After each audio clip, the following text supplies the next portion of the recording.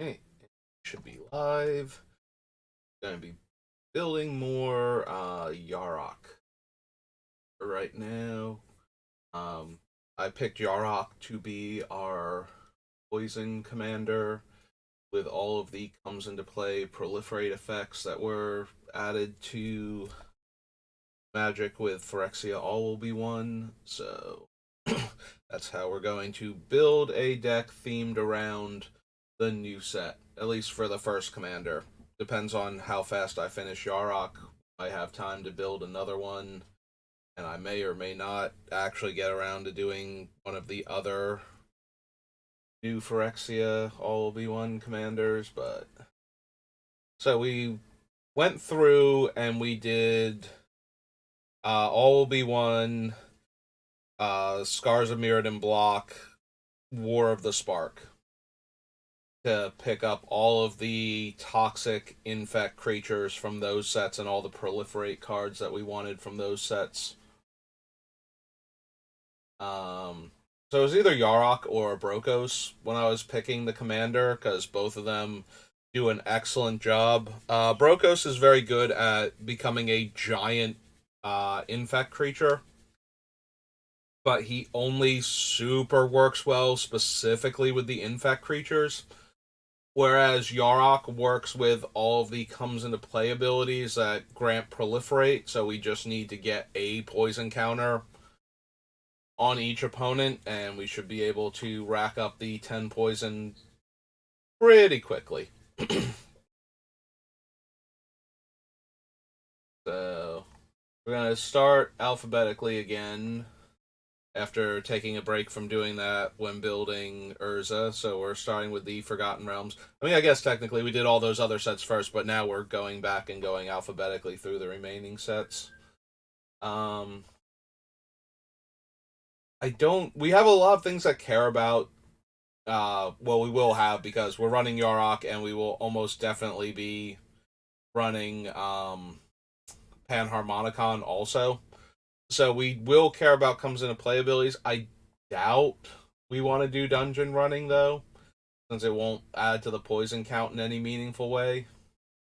But we'll double check the dungeons. If we like them that much, we may come back and consider Asarak, but I don't think so. In fact, I'm not expecting to get anything um, from Forgotten Realms, if I'm being completely honest, but maybe there'll be something I've forgotten about. I could theoretically run the Baleful Beholder. Each opponent sacrifices enchantment is okay, because there are a lot of decks that will have like one or two super important enchantments and might not have any others. Um, so if we trigger it, if the comes in play ability triggers more than once, we almost definitely hit one of the enchantments we super care about killing from each opponent. That being said, it's still a 6 drop, and the menace is not particularly relevant.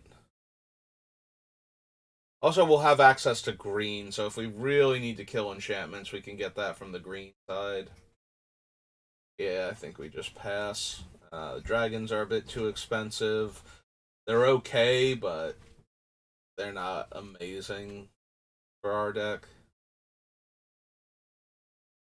I forgot Circle of Dreams Druid was from this. I keep thinking it's from Core Set. I don't care about this. Gold, don't conjure.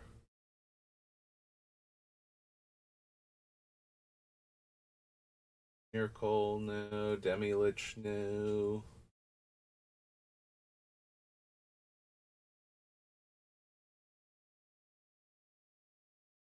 We explore the dungeon all day long with the comes into play abilities, but I don't actually going to be a thing. All gain a life, extra land drops. Turn one of our lands into a big scary creature. Yep. Gain a life, scry one, make a treasure. Can attack. Scry 2. Top 2 cards of our library. May play them. 2 1/1 black creature token. Draw 3 cards. Reveal them. You may cast one of them without paying its mana cost. Another ETB venture. We're not doing the dungeon. We don't need Eliwick. Do better than a 4/1 that makes a 2/2.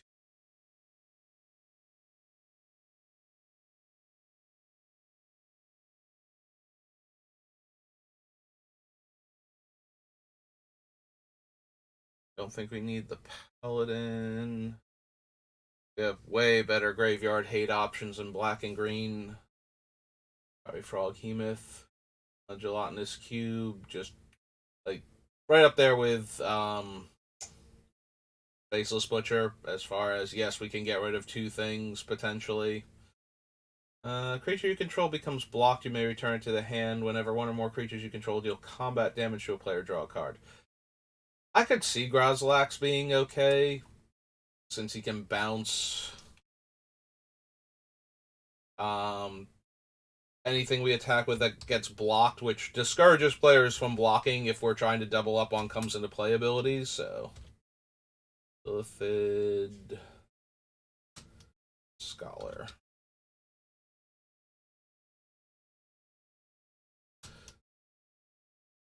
One blue, a horror, and it's a 3/2.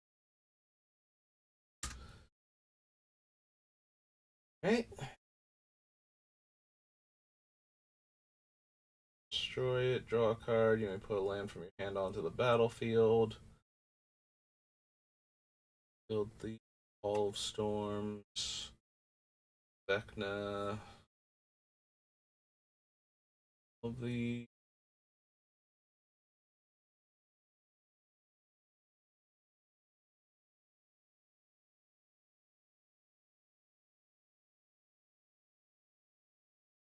harmony counter. Search your library for a creature card with mana value equal to the number of harmony counters on instrument cards reveal and put in your hand.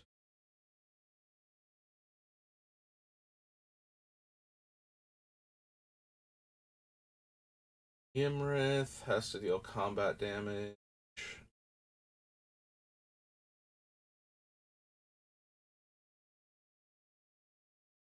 Bridal might be okay, making the infect and toxic creatures unblockable. Since Crydal itself doesn't have to attack. Like, I'm already probably in the market for both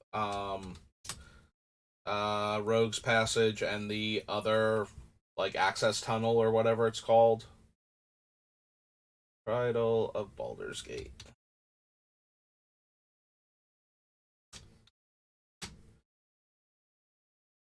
Black. Human Elf Rogue 1.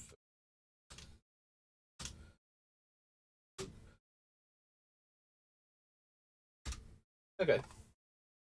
So we might be down for Crydal also to make the infect creatures unblockable. Draw a card and lose a life, and then the other things don't do much for us. Scry 1, make a 1/1, make a treasure, put a 1/1 counter on target creature, lose a life, gain a life, -4 power, and draw a card. Yeah, aside from putting the 1/1 counters on the infect creatures, don't really see for any of that.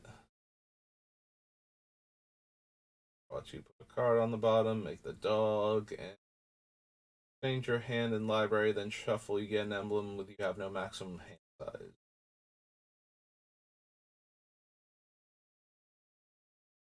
Library for a basic forest. Jawbone. There, Pixie Guide, Plummet, Equation, Our Word Kill, Keeper, So far, nothing. Creature you control deals combat damage to a player. Exile a top card of that player's library face down. You may look at it for as long as it remains exiled. Level 2, my guys get Menace. Level 3, I can start playing the cards that it's exiling.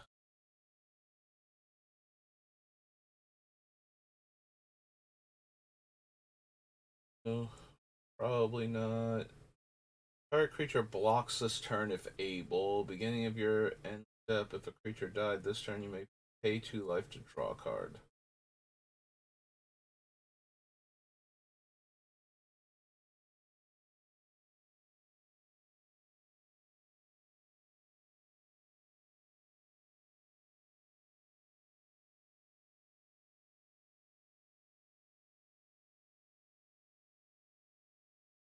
This creature deals 1 damage to any target.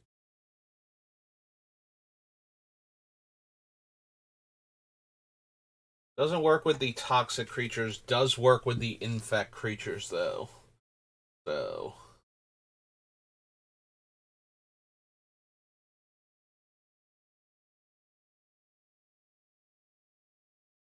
We can probably do better than that. We probably just want to get, like, one of the repeatable creature has tap to deal damage effects, like Thornbite Staff, or I think the bow from original Mirrodin.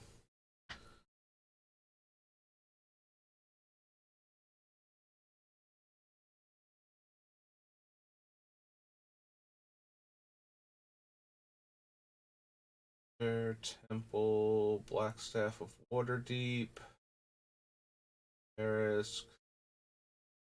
Equipped creature can't be blocked as long as its power is 3 or less. Most of the toxic and infect creatures have lower power. Tiny bit of ramp. Still seems mediocre as far as repeatable, unblockable effects go. I think there are a couple of other cards that would just do more. You can add it to the list and cut it later.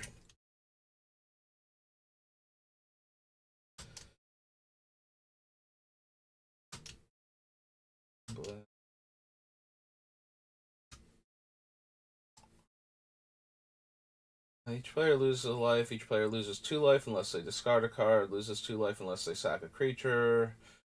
Discard a card, sack a creature, artifact, and a land. And then we get the Atropal for Death Touch. Yeah. Sacrifice if you do create a token that's a copy of this creature. Eh.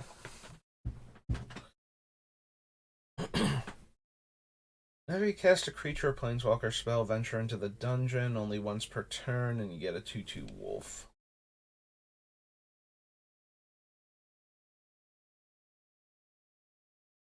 Yeah, I think most of our creatures are Phyrexians first and foremost, so or have errated to be such. Life loss doesn't matter. I mean, it does, but it really doesn't. Like, either we're poisoning people to death or we're not. We're going all in on one of my least favorite mechanics was the idea for this deck, so. Excuse me.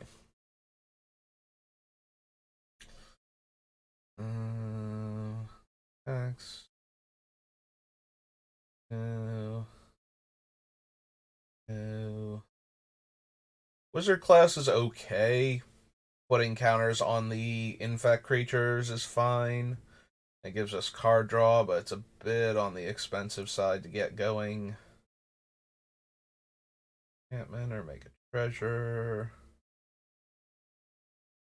And those guys. Yep. We got a few more cards than I was expecting. Mostly to be able to make smaller creatures harder to block. Next up is going to be the commander deck for it.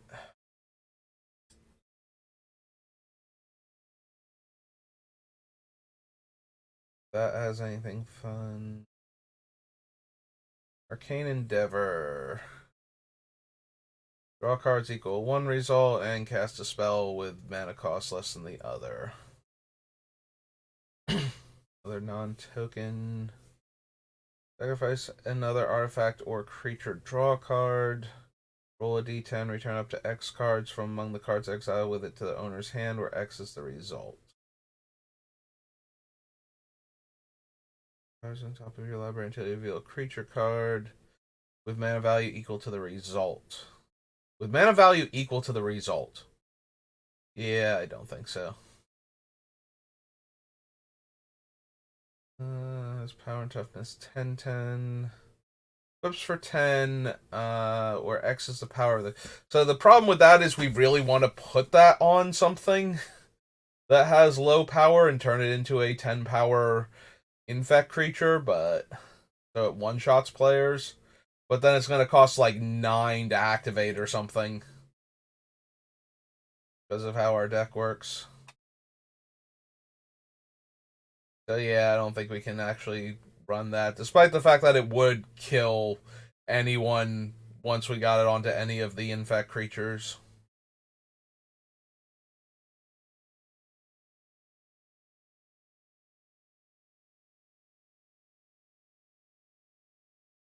Okay. There's the battlefield. Create a number of 1/1 black rat creature tokens equal to the number of opponents you have. I think we need that. Also, I think she's actually from like Eldraine originally. Here, component pouch.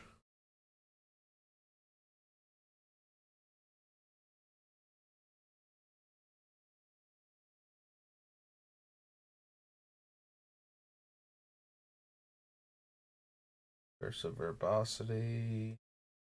It's macabre. Sacrifices a non-token creature. Roll d20. Turn a creature card. Put into a graveyard this way to the battlefield. Return 2 of those creatures.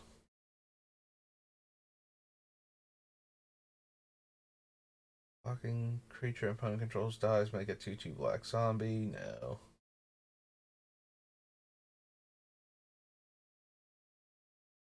Target creature.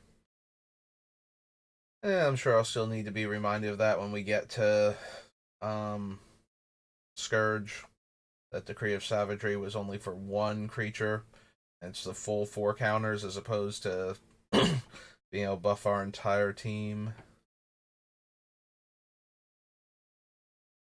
Cards in your hand. Draw X cards. Scry X and draw X cards.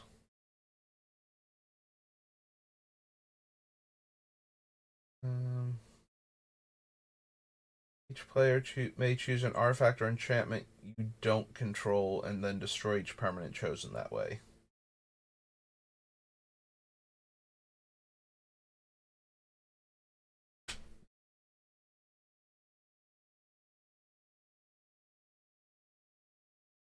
A target opponent chooses X cards from their hand. Look at those cards. You may cast a spell from among them without paying its mana cost.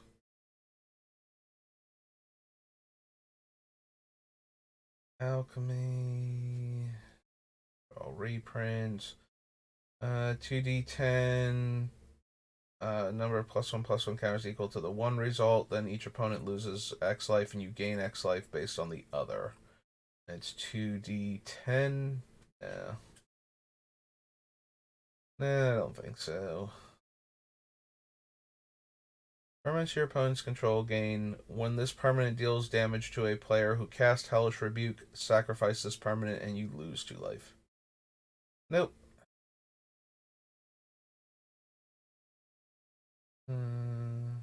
Dominable Might. Flash, +3/+3. Have it assign damage as though it weren't blocked. That one's mildly interesting. You know, they go to block your infect creature, all of a sudden it's way bigger, and it gets to assign its damage to the defending player instead. Probably still not good enough, but because a lot of our guys are going to be small, so the +3/+3 might not be enough to actually save the creature, so we're just giving them 3 extra. Like, we might be able to kill the player that way, but if that doesn't work, we're going to be down 2 cards, and they're going to be not at lethal poison as a result. We might be down for the one creature, though, that lets us do that with all of our creatures. When it's attacking, it's like a 7/3 or something. Choose a creature type. Reveal cards from the top of your library until you reveal X creature cards of the chosen type, where X is the number of creatures you control of that type. Put those cards onto the battlefield, then shuffle the rest of the revealed cards into your library.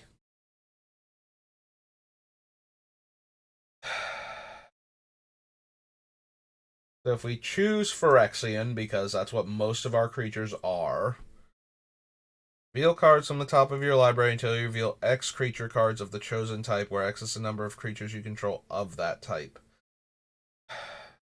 I still feel like there's not enough Phyrexians in our deck, basically.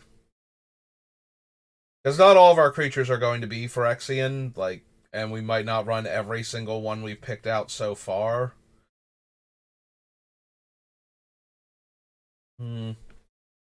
Hey, I think we keep going.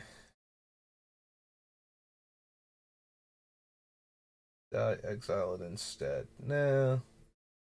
Yeah, it's okay.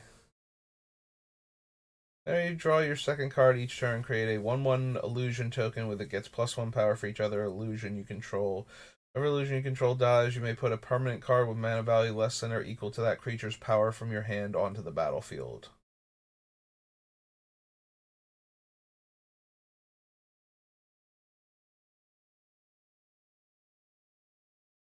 Romantic Selection, Netherese Puzzle Ward. Neverwinter Hydra. Roll d6, enters with a number of +1/+1. Oh, XD6 with a number of counters equal to the result.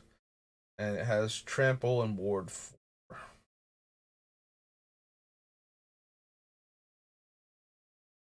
Exile another target creature you control until Phantom Steed leaves the battlefield. Create tapped an attacking token that's a copy of the exile card, except it's an illusion in addition to its other type. Sacrifice the token at the end of combat. Exile another target creature you control until it leaves the battlefield. So it can be used to save our creature from basically anything, because if it's a wrath effect, the horse will exile until the horse dies, and then the thing will come back. I can get around like mass sacrifice, putting the thing on the top or bottom of our deck. Interesting. It also makes a token copy of the thing when it attacks, so it's not like we won't be attacking with the token still, or with the creature still while this is out. Unless this thing has terrible attacks, because it doesn't actually fly, despite being a phantom horse. It is a low to the ground illusion.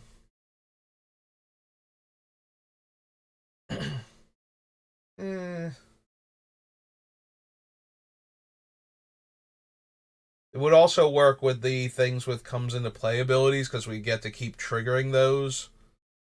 That might be worth it. Also, if it grabs 2 things, it would make a copy of each. Okay. Nope, I've talked myself into it. I'm interested in the Phantom Steed now. Yeah, there's all those cards from All Will Be One. So, Commanders, Brawl. This is Phantom Steed. Blue and 3 for a 3/3 or 4/3 Horse Illusion.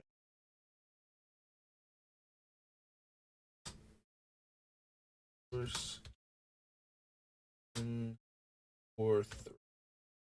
Alright. Yep, sounds good to me. 1 second.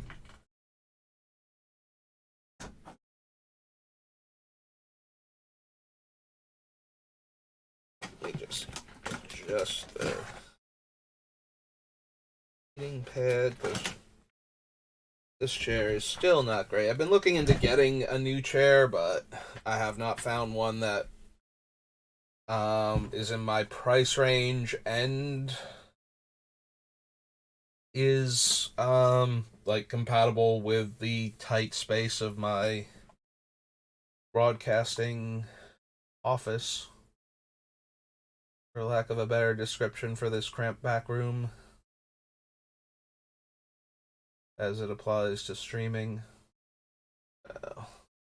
Ride the Avalanche. The next spell you cast this turn can be cast as though it had flash. Whenever you cast your next spell this turn, put X11 counters on up to one target creature where X is the mana value of that spell. Is okay, but not like amazing.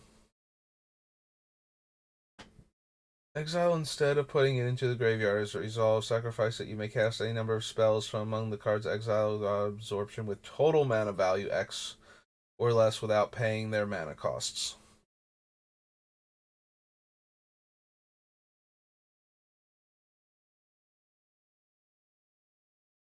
Use up to 2 target permanent cards in your graveyard, roll d20, and add the total mana value of those cards.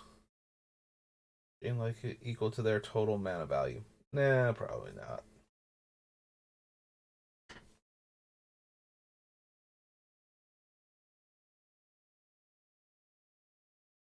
Double the number of 1/1 counters on the creature. Yeah, it's probably not necessary. Like, I feel like other equipment. There we go. We need something like the longbow where it just deals one, has tap deal 1 damage. That way we can just put it on infect creatures and spread the poison around. We'll add it to the list when we get to actual Mirrodin, though. Wand of Orcus. Yeah, not what we're about. Roll 2d4 and choose one result. Create a number of 3/3s equal to the one number. Search your library for a number of basic lands equal to the other one and put them onto the battlefield tapped. Creature has flying and ward 4 and cost 2 and equips for 1. Alright.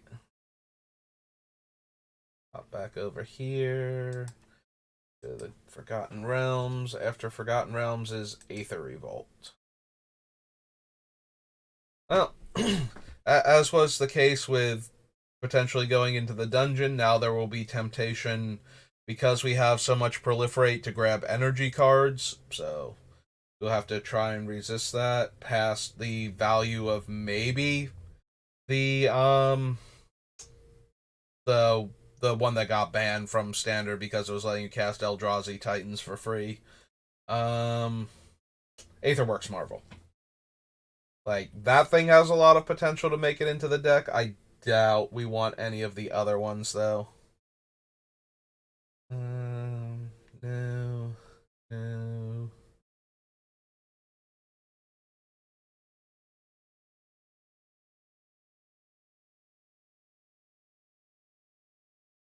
Turn. We have combat on your turn. No.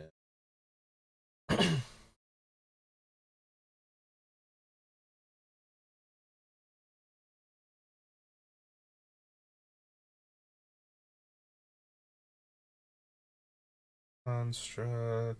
None of these are really doing much for me.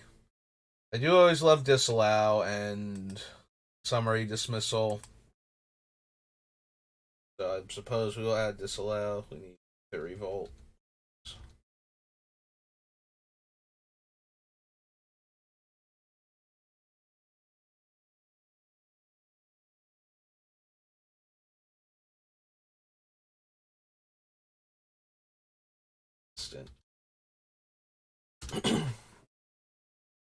Yeah, I don't know which counter spells we'll be running, but that one is always on my short list for commander. Artifact spell, make a 1/1 Thopter. No.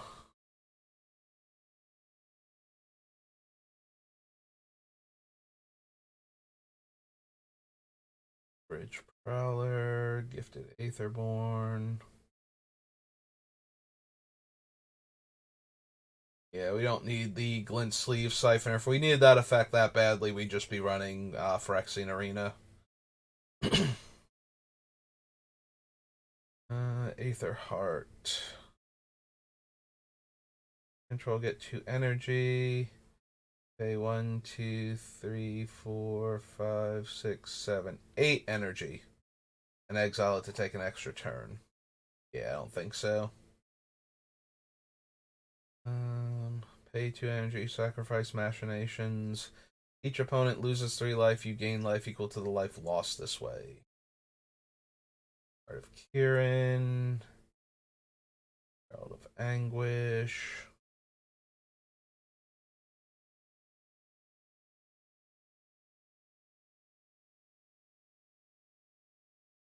Exile up to 2 target creatures you control, then return those cards to the battlefield under their owner's control and draw a card. Does double up on doubling up on the comes into play abilities. Probably don't need it though.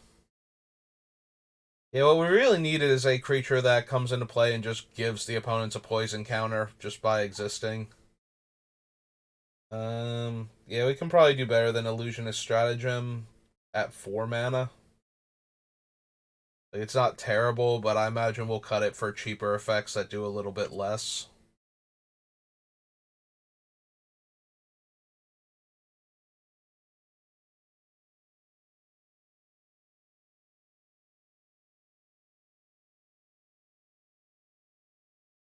There's a battlefield with an additional 1/1 counter on it.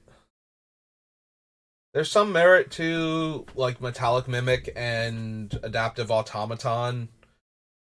Again, making the infect creatures specifically larger is helpful, but a bunch of our creatures are also just toxic instead.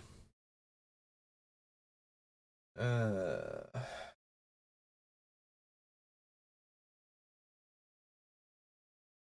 Weirdly enough, the Phyrexians not working together super well despite everybody being focused on the same goal. Like, they're trying to get there in 2 different ways now, and so a lot of the effects that are insane for half of them barely do anything for the other half. Like, yeah, our creatures are bigger, but we don't need to deal more combat damage. Like, the benefits of the toxic ones being bigger is that they're harder to kill in combat or to remove by mass damage effects. So,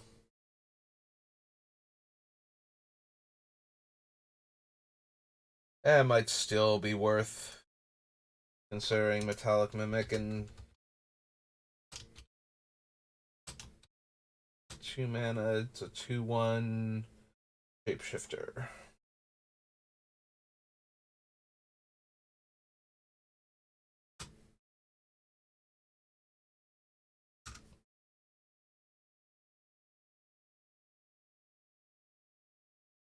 Midnight Entourage, no.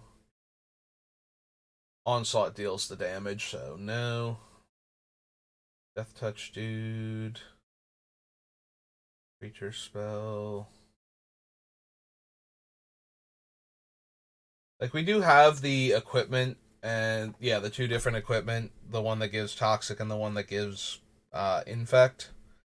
So, we do have room for some number of non-toxic, non-infect creatures.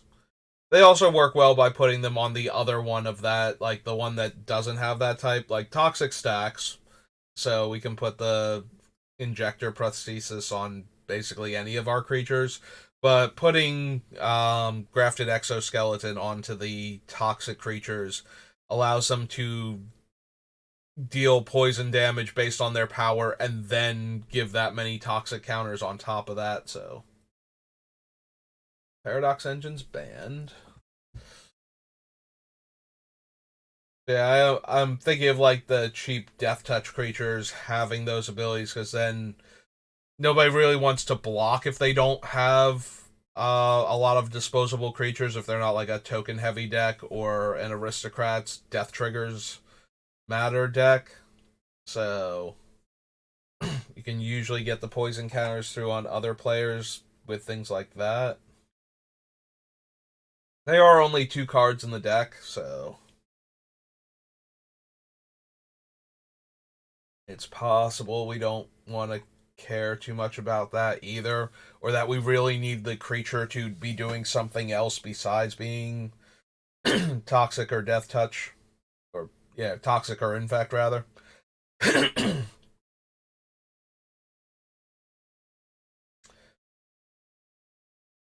No, wait. The way I started that sentence and the way I ended it, we really want the creature to be doing something other than just being a cheap death touch creature that can gain toxic or infect. There we go. That is where that sentence was supposed to start and wind up, and I'm pretty sure it didn't actually accomplish that.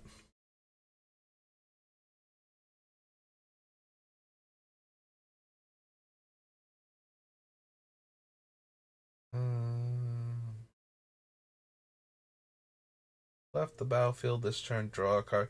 That is true. A lot of our with the comes into play abilities, we probably want to be able to blink some of our stuff, which will then turn on revolt. But there hasn't been like a revolt card where it's just like, yes, this is the one that I want to run in this deck. Yeah, we do have the Plunderer. Deals combat damage to a player for each kind of counter on target permanent or player. So it proliferates onto exactly one permanent or player. Which is not terrible, but it's way, way worse than any of the other proliferate options we have.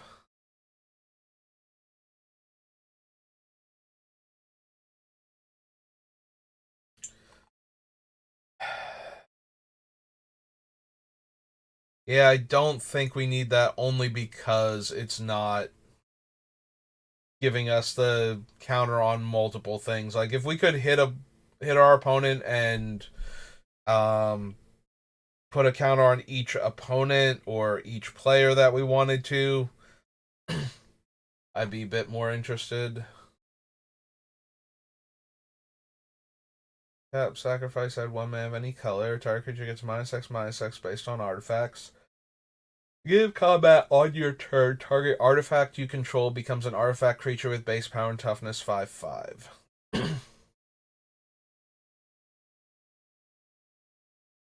Yeah, probably don't need either of those. Destroy target creature. Search your library for Master of Metal. I do like Master of Metal's ultimate. Like, I have run this one in my Planeswalker deck before just because the potential to drop him with a doubling season in play. But I don't think we super care about either of his other abilities, and he's a 6 drop. So, Death Trigger, Trophy Mage for this deck. Guess -3/-3 instead of destroying a creature. One or more counters will be put on an artifact or creature you control. You may put that many +1. One or more counters. If you would get one or more counters. Okay. Yeah, if Winding Constrictor let us put one or more counters on, when we put a counter on a player, we can put one or more on. I'd be like one additional one on. I would be way more interested in that. But it does have to be an artifact or creature we control, so -1/-1 counters don't work either. Oh, Winding Constrictor. You're so good in the decks you're good in. Why don't you want to be good in mine? Hey. Yeah, I couldn't remember. I was hoping when we got to Winding Constrictor it worked the way I wanted it to, but it does not. Alright, so that was Aether Revolt. Lara Reborn.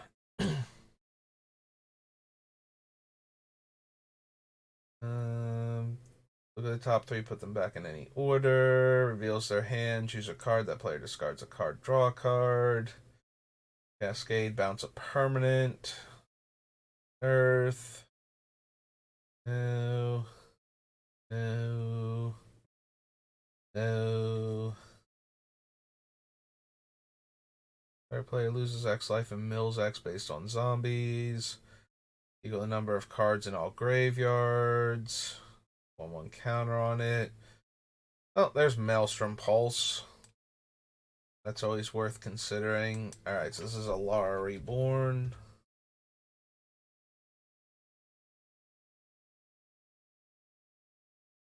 Maelstrom Pulse has gone down a lot, in my opinion, just due to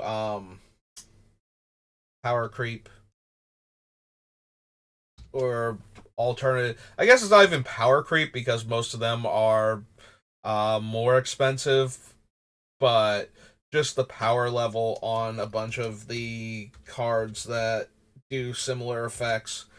Um, Windgrace's Judgment is an instant, costs 2 more, and can kill a permanent each opponent controls. Casualties of War just blows up multiple things. Maelstrom Pulse is really good against specifically token decks, especially ones that are all in on one token type. Like if they're really going to make infinite sapperlings or infinite humans or something, being able to destroy every single one of those cards or one of those tokens with one spell without destroying your own board. But yeah, Maelstrom Pulse has gone down a lot in my opinion, but it's still one of those. It destroys a non-land permanent, so that's usually good enough, especially if it can blow up all of the tokens with the same name when somebody's doing shenanigans like that.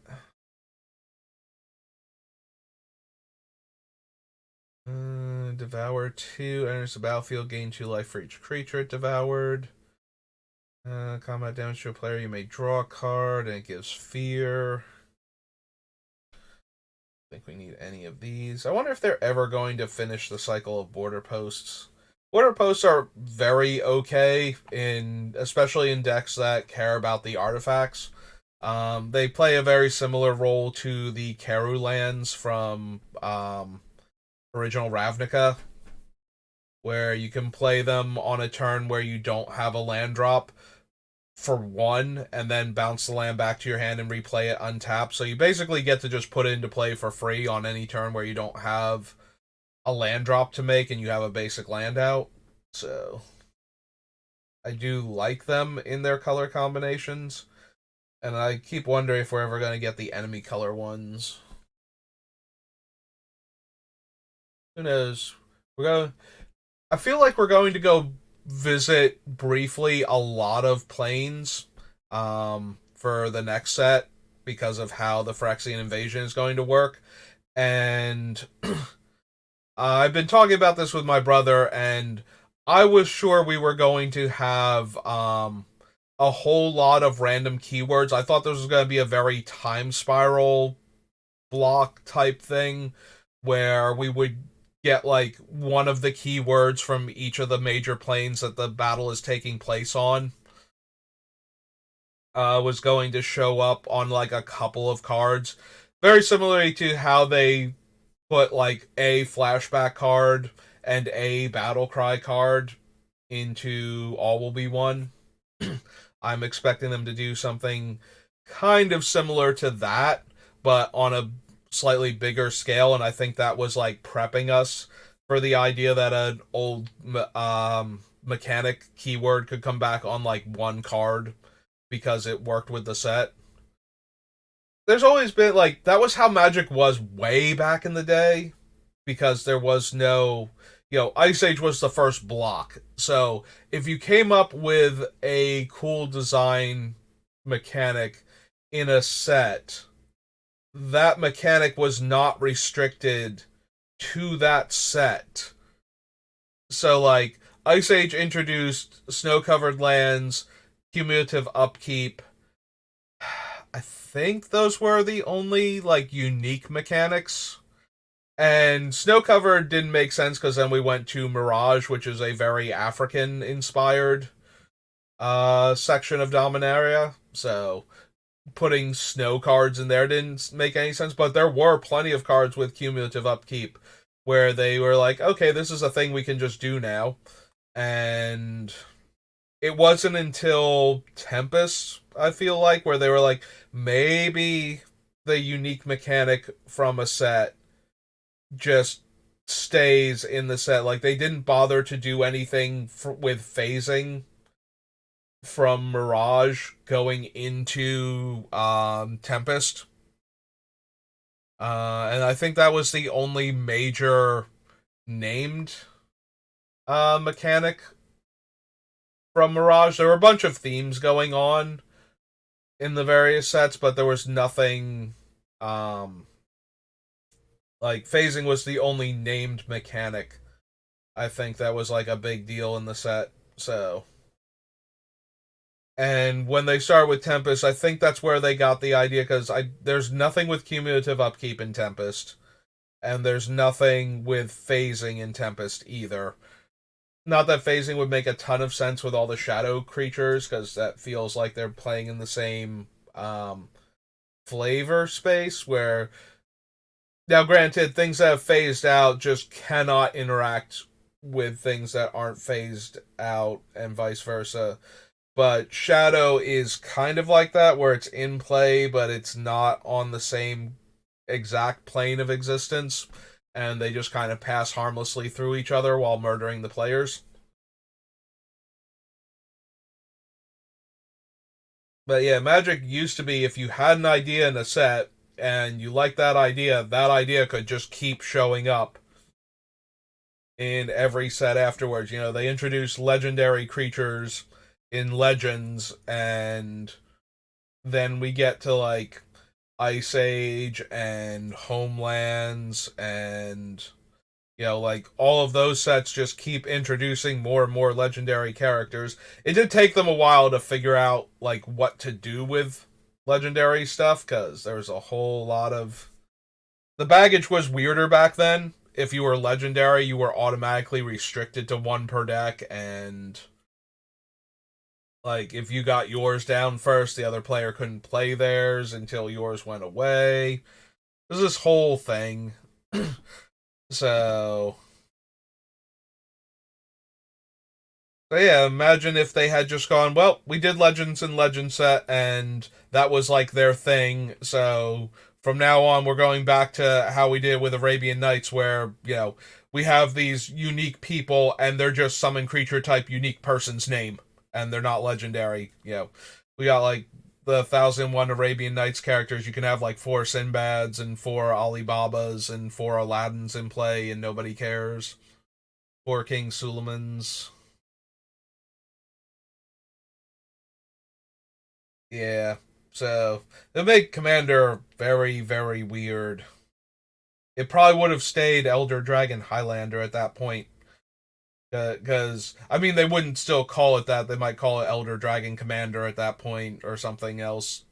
But yeah, the original idea for Commander, why it was called Elder Dragon Highlander, or EDH for short, if you've ever heard that term, was because you used to only be able to choose from the original 5 Elder Dragons as your commander, and it had to be a 3-color deck.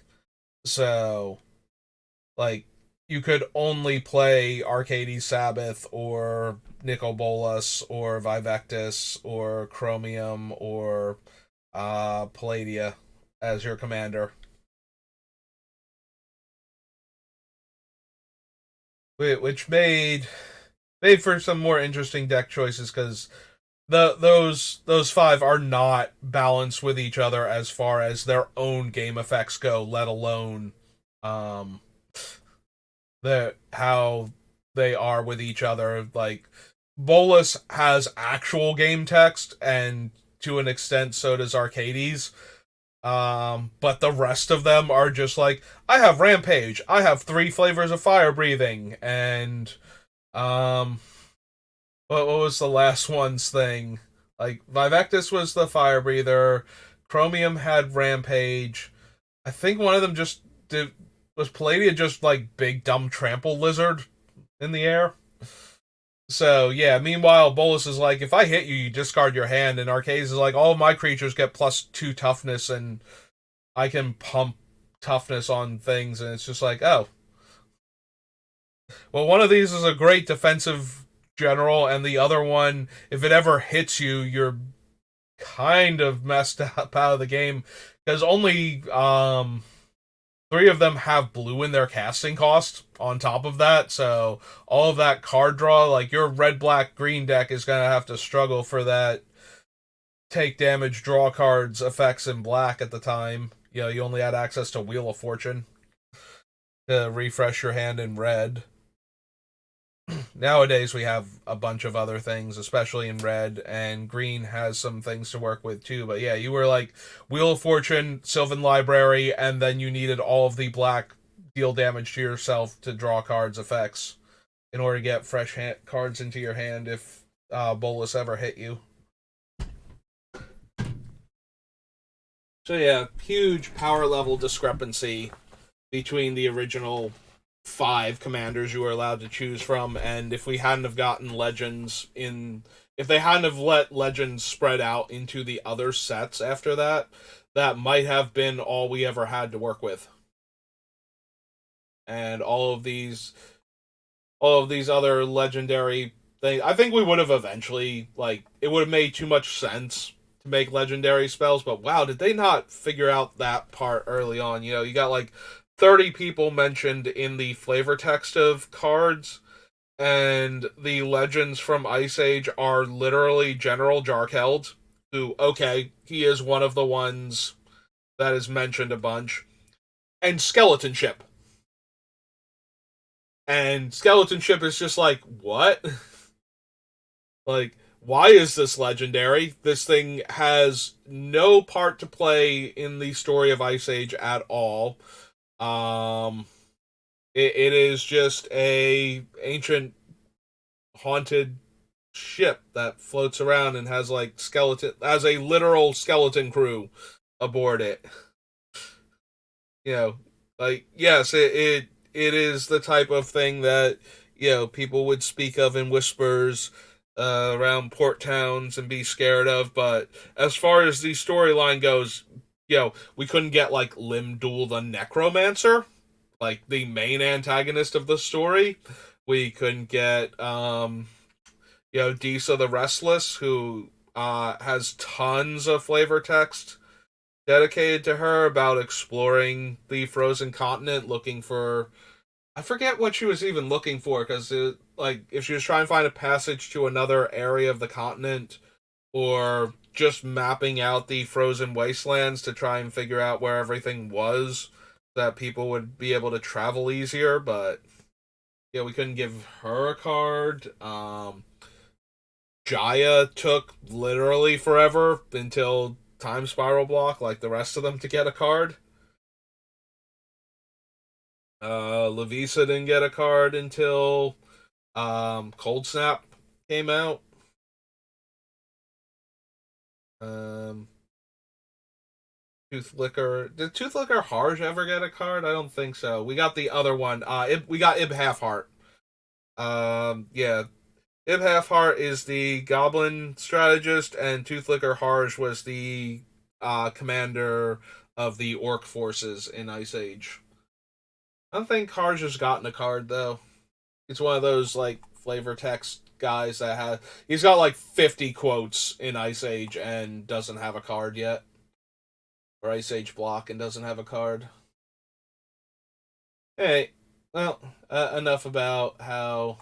So anyway, what I was originally starting that sentence with was, or that whole rambling thing was the idea that we will get the mechanics from the sets that are being attacked by Phyrexia in March of the Machines.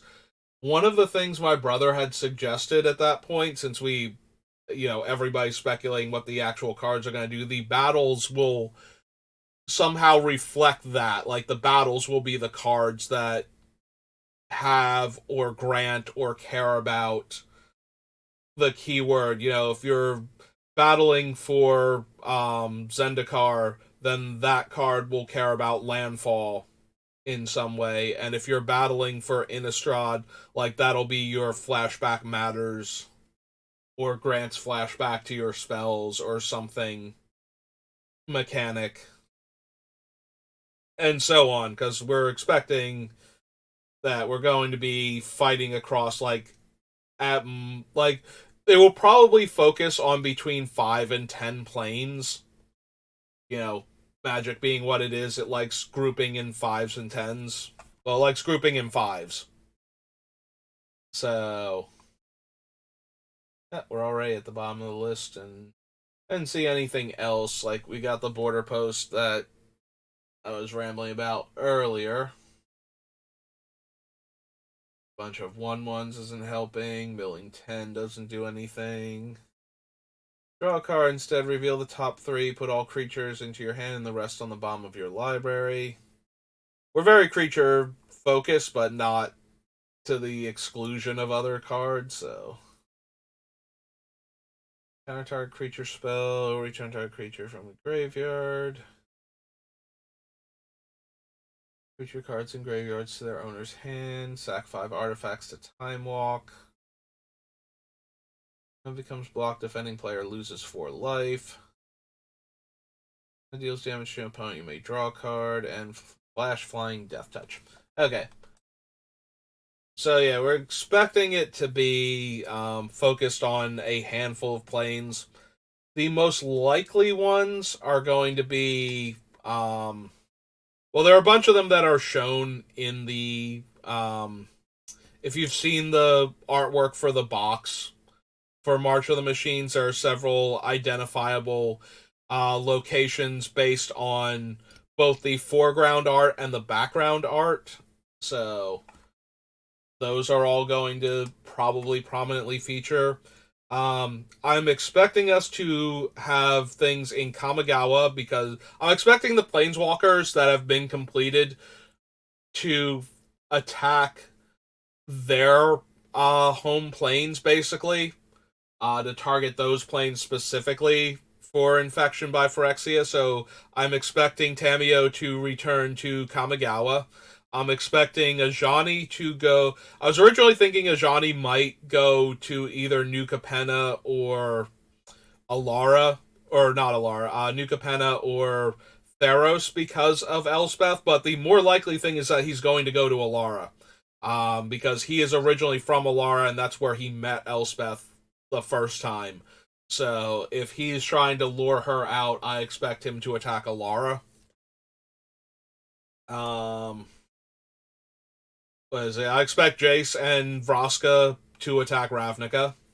And I expect Nahiri and Nisa to attack Zendikar. So those are the planes that I'm most expecting. Luca can, of course, go after Ikoria, and I would not be surprised. The thing with that is we don't have anybody else specifically from Ikoria. So if Luca goes to Ikoria to attack it, we basically need Nisa to defend it. Because she did have a card on Ikoria, and everything about her being on Ikoria suggests that she very much loves the plane, at least conceptually. So she is the one most likely to step in and help it.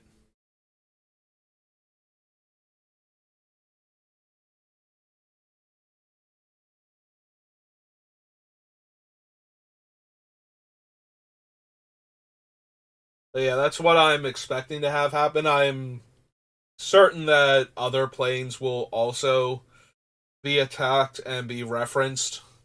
Um,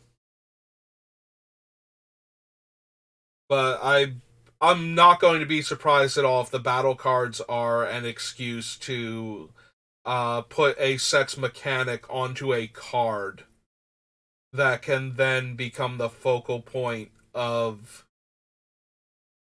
the weird thing is that they are cards that you're going to be able to draw, which is good. I don't want the battles to be like companions because I would hate that. I think there is the chance that they could still be like you can put them in your deck or you can start with them somewhere else and potentially bring them into the game, but I have to believe that they are just going to be a thing that you can draw, mostly because Companion is one of the um most first of all, it's one of the worst mechanics they have ever done because of the way it impacted the game. Second of all, it impacts the game. This is one of those things when people always suggest things like to get around variants and mana screw and whatnot. Um, I've always heard players, especially newer ones, who are trying to figure out a way to get around this negative aspect of the game, suggest the idea of having access to a land in some way outside of the regular deck, so that way you don't have as many non-games due to missed land drops in the early stages. And that is such a completely different game from what Magic is when you introduce a thing like that, that I actually do not ever want that. Like, I hate losing games where I didn't draw land, and nobody likes those non-games, but if you take that out, you will lose games to very specific other things, and you will just, if you don't like playing against the same deck all of the time in standard, you are going to hate if they ever change that to make certain decks more consistent. Because at that point, if you are guaranteed to have access to like 1 or 2 mana in the early stages of the game, there are decks that function on like 3 or 4 lands. Um, and they exist across the spectrum of Magic. Like, if you can guarantee you have access even to like a Wastes or something, that there are so many decks that will just function completely differently because of that, and will build themselves accordingly to take advantage of that, and the whole meta of all formats will warp around that. And while it might possibly remove the risk of Mana Screw and Flood, it will also homogenize a lot of the decks that can take advantage of whatever this resource is. Like, if your aggro deck, there are aggro decks that if they had access to 2 lands, they would just be 60 spells. Like, and they would not care, and they would run just those 60 spells, and they would perform very well. Because now they'll never draw another land that they don't need. Ever.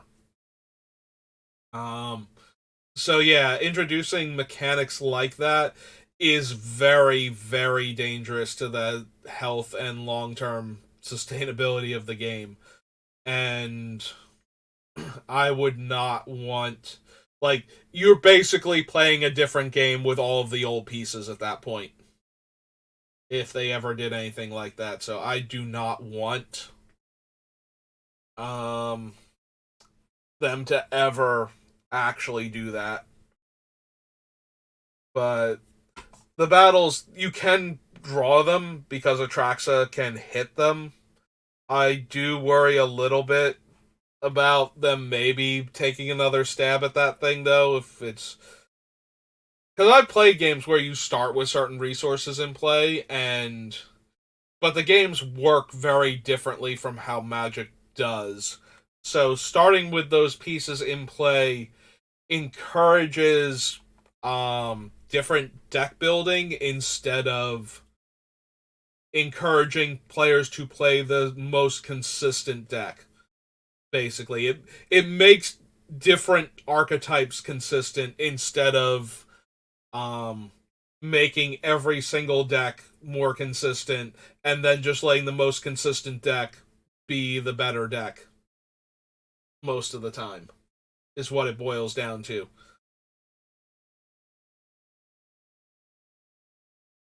Yeah, I don't know if I'm explaining that quite right. It's like, because I played so many collectible card games over the years. Like, I played the Score Dragon Ball Z card game. So the thing that you start with is the character that you're going to, like, that is your main character. That is who takes the damage and deals the damage and everything.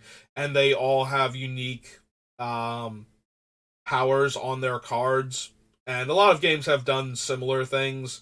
There's a card game from like WWE that I didn't play it, but I knew people that did, and I built a deck for this one guy out of his collection. It's one of my favorite stories about playing other card games. But yeah, you get to pick like a character, and the character, it's very similar to Commander. By picking your card that you start with, you build the rest of the deck around that character and what they do. So it encourages different deck building for different characters.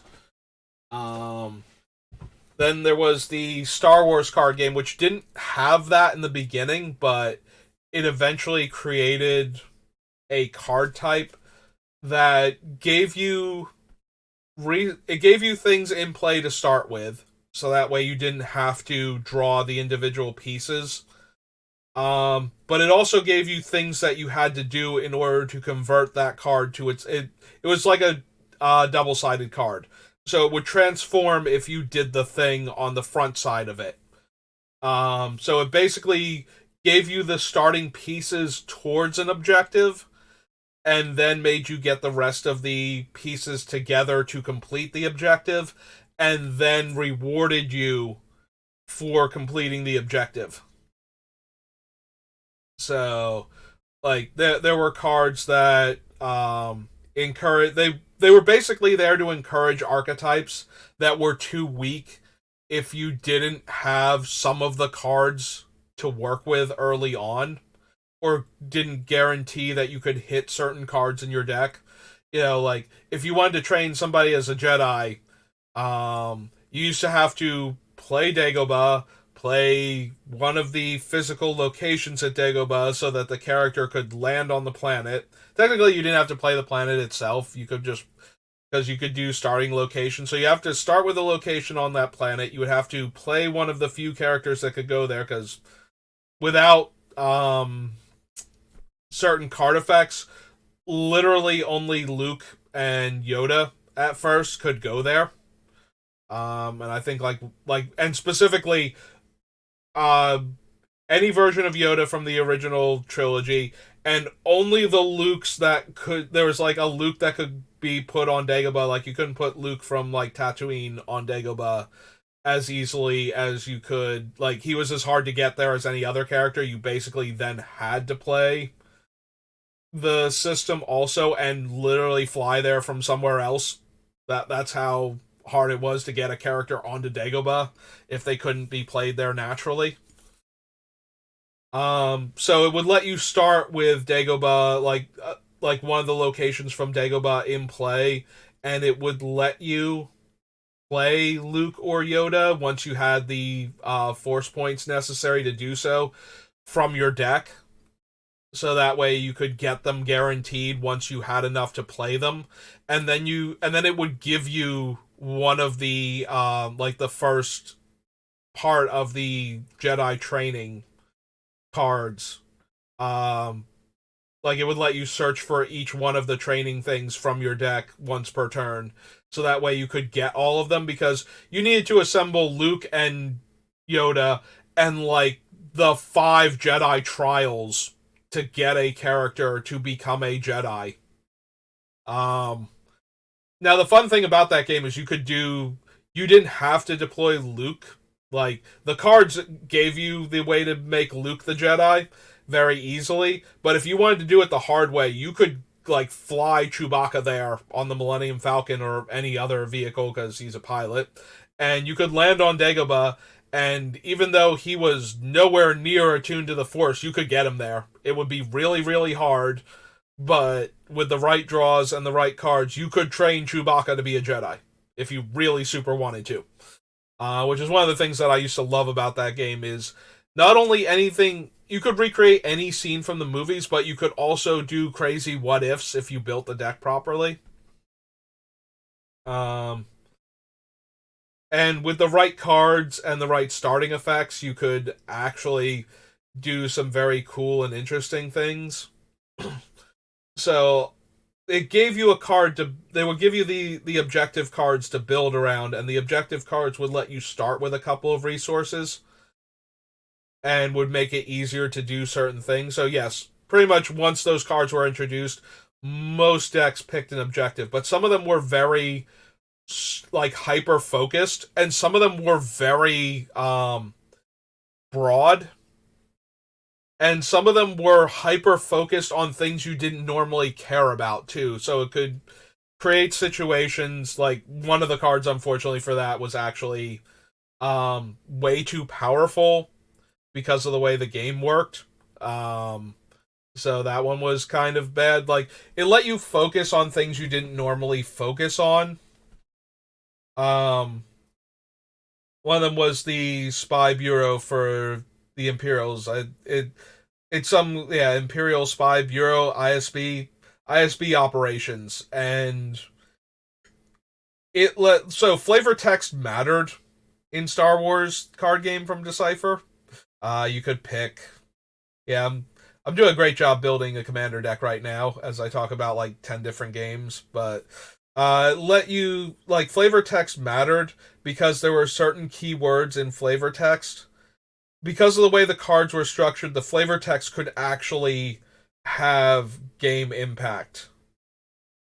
So certain keywords would be highlighted, but also certain keyword like things that weren't keyworded originally could be referenced because the flavor text was a thing for the game. So ISB operations let you basically turn any of your spies, so keyword spies, I think keyword scout, and any dark side card that referenced the word rebellion. So those three words in the flavor text. And there was a card that was a rare, and there's no deck size. There's a deck size limit, but there's no like four of limit. You could have as many copies of a card as you wanted in your deck, and there were certain other things that just stopped you from normally building like 30 copies of one card in the deck. This was one of the cards that encouraged 30 copies of the card in the deck and became an issue. There was um a pilot that had a very cheap cost, reasonable stats, and mentioned the word rebellion in its game text. And it's like Bush Pilot or Outer Rim Pilot or something. And that card, like, it wound up. It's like if you could play a creature with a specific name in Magic for free and it got a +1/+1 counter when it entered the battlefield, and you could start with that card in play. Um, and you could have as many copies as you want. It's like imagine Relentless Rats. If there was a card that said your Relentless Rats cost like blackless to cast and get +1/+1. So now instead of being a 3 mana 1/1 and then you play the next one and they're both 3 mana 2/2s and so on, the first one is a 2 mana 2/2 and the next one is a 2 mana and now they're both 3/3s and the first one is attacking. And you have some idea of what that deck looked like. Um, where it's like it costs less and it gets more bonuses, and now all of a sudden it's just too much all at once.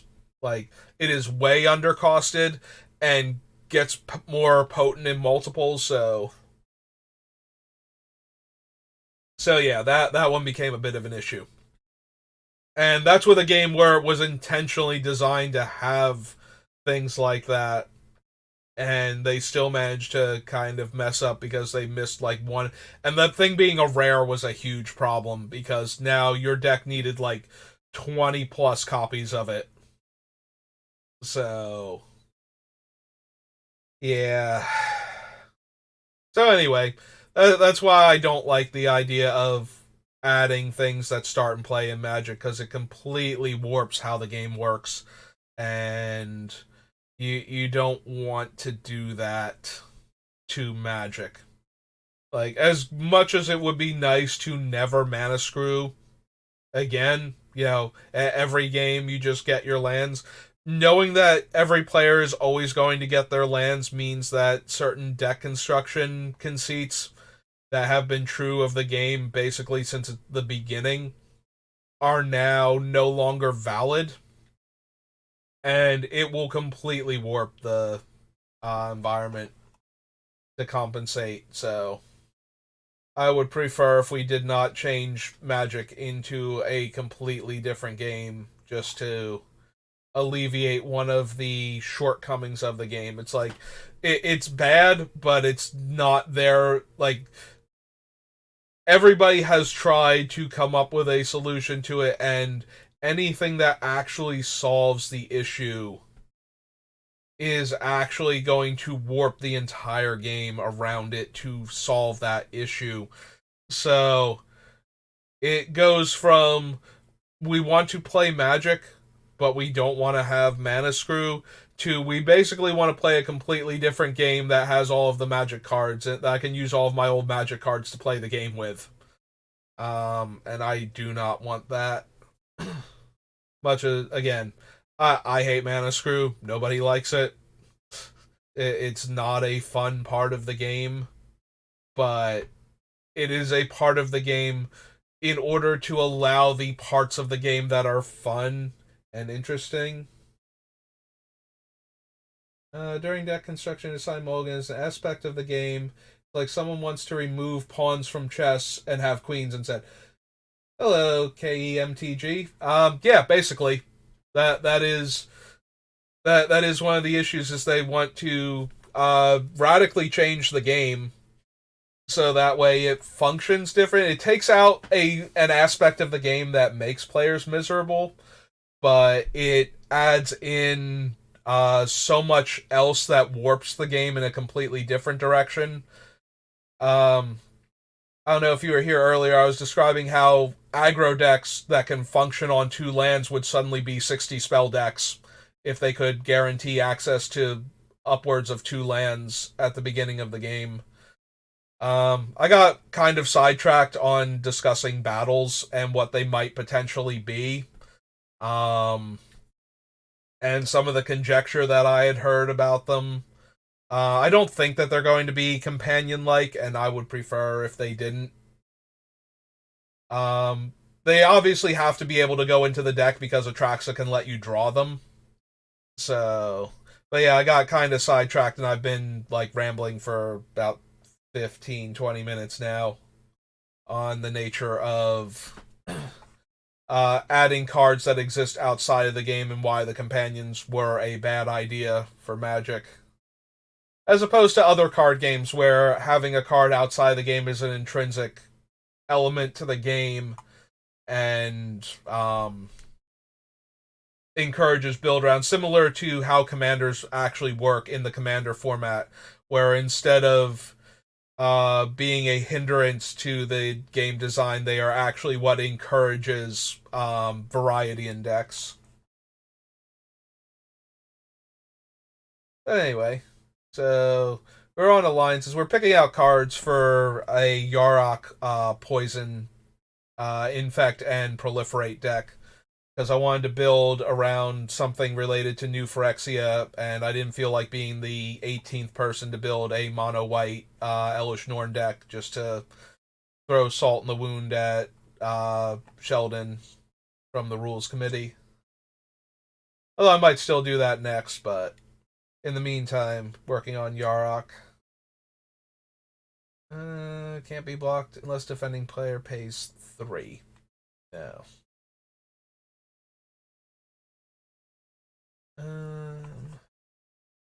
Extra counters until end of turn. Top 5 cards. Nope. Good old Dystopia. Oh, we have green to kill enchantments, so that shouldn't be an issue.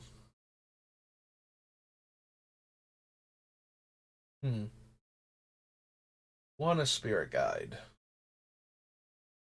Probably don't need Spirit Guide to ramp. I've used Scryfall. I've done it once when Gatherer was down. I do like certain aspects of it more, and I like certain aspects of it less. So until I'm forced to use it again, I might still stick to Gatherer. It does allow better sorting on Scryfall, but it also just puts like all of the cards there instead of, and then I have to click on each one individually to pull up the game text the way it is on the side, like the Oracle text, which is much more helpful when I'm trying to remember older cards what their current wording is. Because I did start, and it was easier to navigate the card sets because Scryfall has like all of the tokens and all of the other things listed as their own thing. So trying to pick out the actual sets while going through, there were certain aspects of Scryfall I really liked. Like the color identity sorting was a lot better. Um, it also actually has the secret lair unique cards that I find frustrating that you can't pull up on Gatherer right now, like the Street Fighters and the Walking Dead and whatnot. I think they only have the Walking Dead on Gatherer for some reason. Like you don't need the Street Fighter or Stranger Things ones, which is kind of frustrating. Hey, let's add in our old friend Force of Will.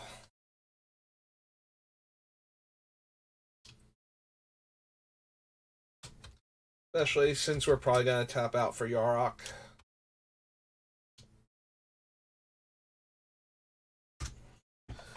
when we cast it, so... Sack of Forest. Deals damage equal to its power to target creature. Yeah, I don't need the 7/7 fight dude. Nope. Probably not for Heart of Yavimaya. No. Lake of the Dead. Library. Good old Limdol's Vault.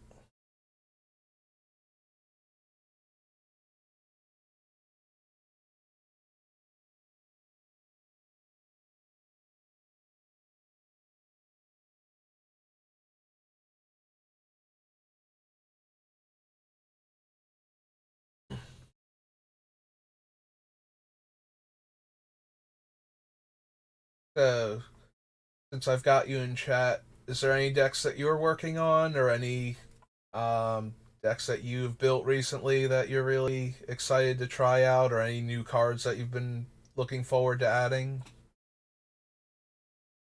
Any of your existing decks? Don't need you, don't need you. Heavy.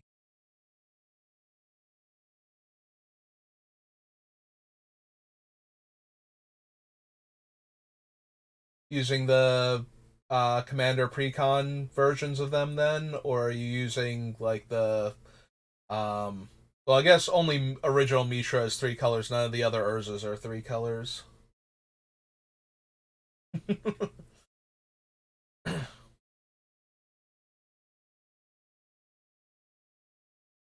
Yeah, I usually don't stick to a color, but I do have the unfortunate habit of leaning into certain strategies. I've built a bunch of different commander decks for the streams, and I keep winding up with decks that like to sacrifice stuff, and I keep putting like Ashnod's Altar into a lot of different decks. And then it's like, yeah, I just want to go infinite with generating mana off of Ashnod's Altar, so.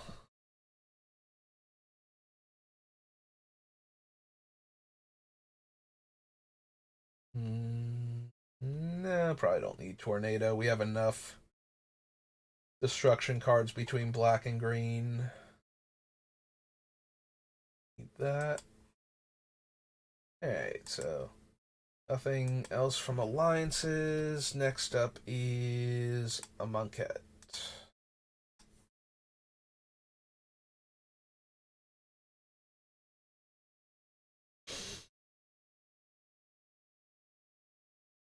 Yeah, I can see that. I feel like I knew somebody who also wanted. They started off by building around Beckett Brass, and they wound up putting in a bunch of stuff that wasn't pirates, and then I think they switched to Marchesa after that. and they're like, well, she's, now I'm just attacking and getting counters on my guys. We'll just make Marchesa the commander instead, and then they started stealing my stuff with non-pirate effects, and I'm like, this feels very, very disconnected from where you originally started when you wanted to build this deck.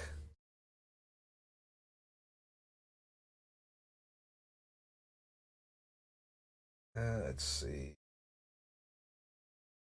Go to As Foretold. Counter on each creature your opponents control.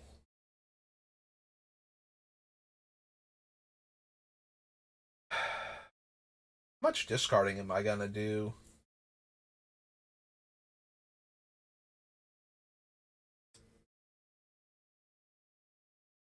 What do we already have? Do I have anything that's making me discard? Agent Clasp, Engine, Corpse Cur, Exoskeleton, Hand of the Praetors. Some of the rats make me discard. So if we found a couple of cycling cards that we wanted, Death Mantle, Plague Stinger, Skittles. Actually, no, I don't think any of the infect rats make me discard. They either put poison counters on the opponents and me, or they make the opponents discard and then just have infect. Anything else we naturally discard to? Plan, Evolution Sage, Skydiver. Yeah, these are all very focused on what we're already doing. Point, Skull Dweller, Blight Belly, Contaminator, Bring the Ending, Canker Bloom.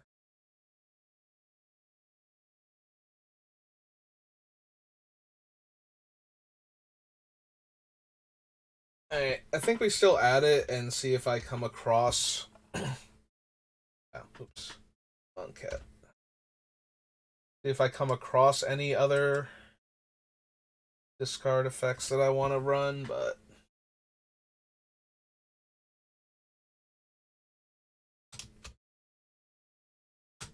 I can use the proliferate to kill off opponent's creatures after discarding a single card. 5/4.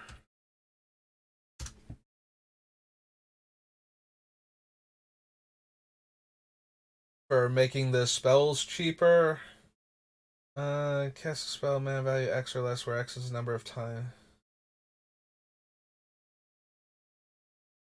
Once each turn, you pay 0 rather. For some reason, I thought As Foretold was only instants and sorceries, so I wasn't as interested in it. I just kind of glossed over it. Give your upkeep, put a time counter on As Foretold. Once each turn, you may pay 0 rather than pay the mana cost for a spell you cast with mana value X or less, where X is the number of time counters on As Foretold. Alright, that actually. Yeah, for some reason, I just wanted to be instant and sorcery Aether Vial. And I did not pay close attention. We'll at least consider it then. Alright, it's blue and 2 enchantment.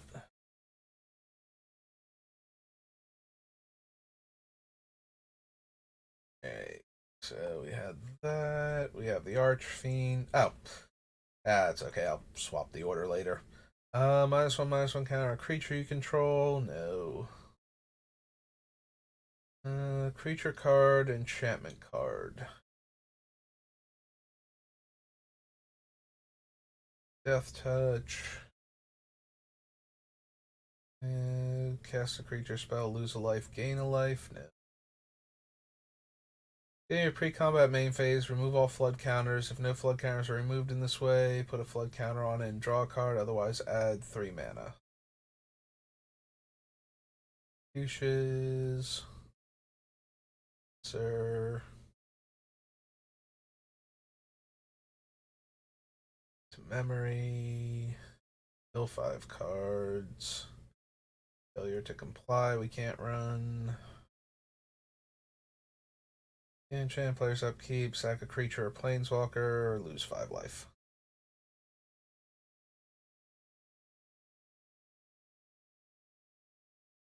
Flyer with Scry and Cycling.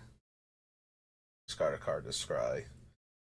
Enters the battlefield, put a -1/-1 counter on target creature you control. Attacks, remove a counter from a target creature you control and put it on a creature defending player controls. Nope, not quite. Another target creature.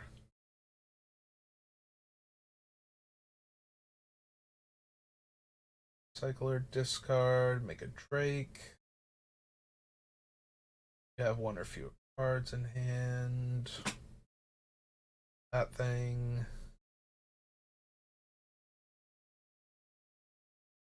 Nope.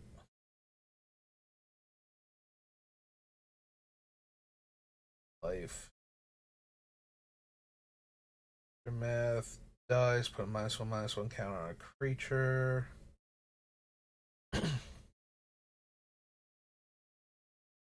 Three Gale Strike, Afterlife.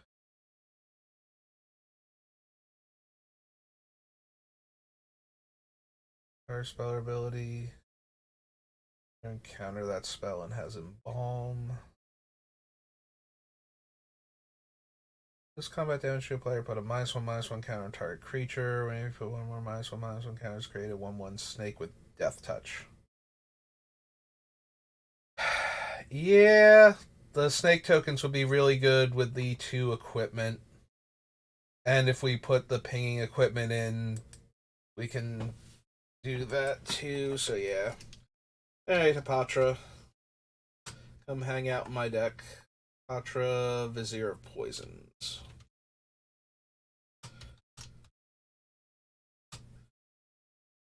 Black green, Human Cleric.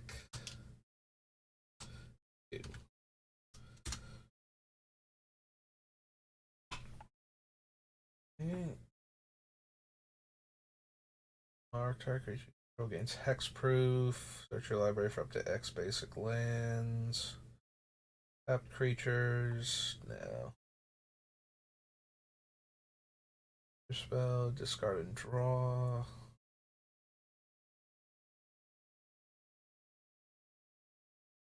Or the Broken Lands. Nope. You untap a creature. Can't attack or block unless you have 7 or more cards. Nope. Nope. T2 zombie mill 2, target creature from your graveyard to the battlefield, and destroy all non-zombies.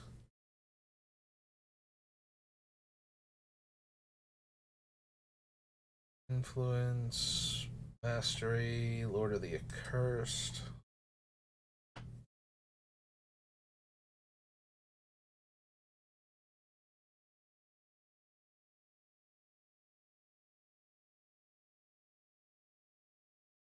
I think I want more versatility as opposed to like Acid Slime over Manglehorn. Sorry, Manglehorn. I know you wanted to double up your comes into play ability and destroy lots of artifacts. 3/3, and then you draw cards with Mouth to Feed. One more -1/-1 counters make the insect token. Yeah, probably don't need that one. The snakes being Death Touch work really well with the equipment that we have. The insects are kind of whatever. Even if we did give them Infect or Toxic.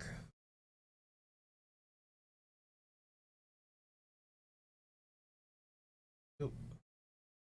Oop. Destructible. Other creature gets +2/+0 and trample.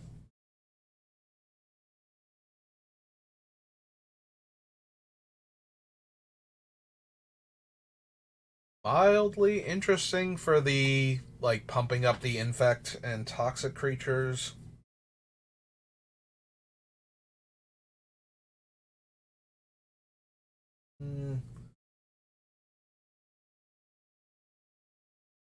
Maybe. Alright, we'll consider Ronus. This is the Indomitable. 2 green. He's just a god. 5/5. Poor Ronus. He doesn't get to be a snake god. That seems unfair. Like, nope, your godliness overwrites your snakehood.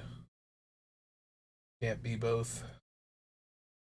Recycle or discard card, you may pay 1 to put a -1/-1 counter on a creature. Probably not. End of turn.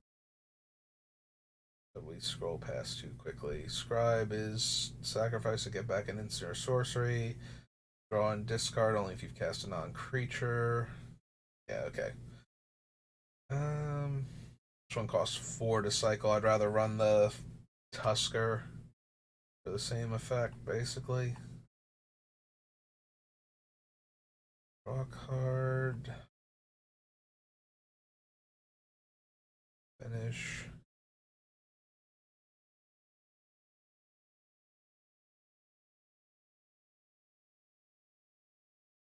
Synchronized strike.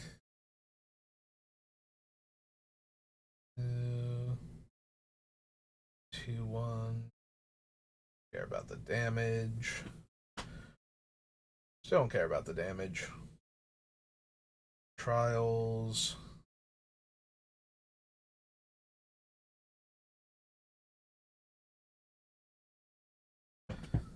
So, probably not. Tumbling Sands. Scorpion. Alright, we passed it. What is the blue-black cycling land from this set? It was on the first page. Because I picked out the Archfiend and then I just kind of went past the land and I think we'll be interested in it.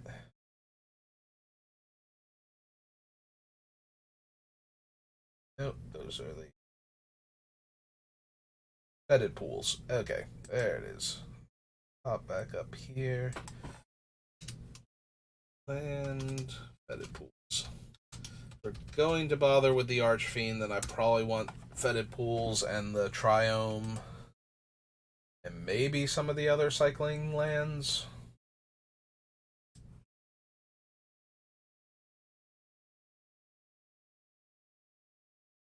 That was a monk hat. Whatever's next. Monk hat, Antiquities. Surely in Antiquities we will find things that the Phyrexians will gleefully gobble up, right? The first set that had them.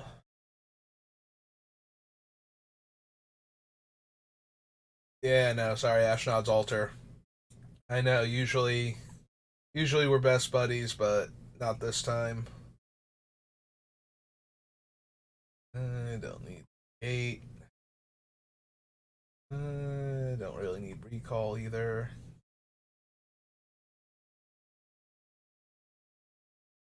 Black mana, no. I mean, yeah, we probably still want to consider Strip Mine as our hate for lands. Good old Strip Mine. Mars attached to it, note the number and kind of counters that were on that creature and tones. Tapped with the noted number and kind of counters if you do return other exile cards to the battlefield under their owner's control attached to that permanent. I'm kind of surprised they haven't changed this to. I guess it does change the functionality because the card does come back into play, but the fact that it doesn't just phase the thing out. I've never reread Tawnos' Coffin like its current Oracle text. I for some reason I would have thought that would have changed to fading, much like the Oubliette, or not fading. Raj mechanic that I was talking about before. Um, Phasing, thank you.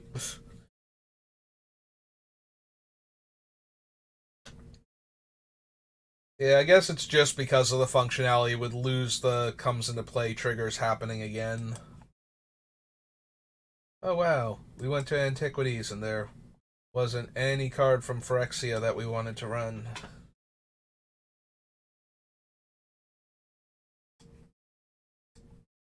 Good old Apocalypse. One of my favorite old sets. This is the first time Wizards realized that, yes, you can just build the enemy color cards and they'll be fun and interesting. And you don't have to never do enemy cards to show how much the enemy colors hate each other and won't work together. Um, we play 2/1/1 counters on it and flying. One counter and pay 3 life to regenerate it. Nope. And Sanctuary is if you control a blue or black permanent, target creature gets +1/+1. Control one of each type, it gets +5/+5.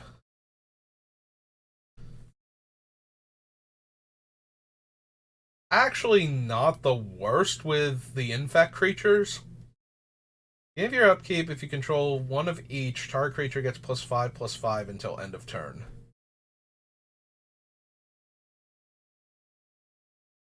Hey, no, I will at least consider that one. Ellipse.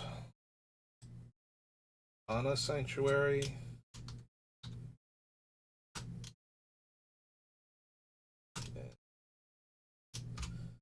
Hey, no, we'll at least put it in there. Probably wind up cutting it because just giving our creature a big buff, and it only works on specifically the infect guys. But I think this is the first time I've ever had a deck where I could run the Sanctuary and it would actually do something relevant. So I just want to put it on the list for a change. Run Fire and Ice. Combat damage to an opponent, you draw a card, and that player discards a card. Nope. Library ends no. Flyer. Voice. Order. Nope. That. 4 cards for Kavus. Other Kavu. Nope. Dead. Waste.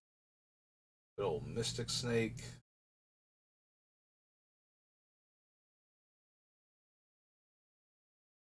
Number Monsters. Pernicious Deed. Always love me some Pernicious Deed.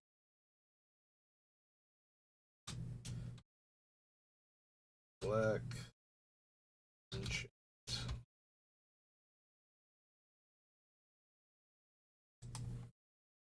Oh, and Phyrexian Arena.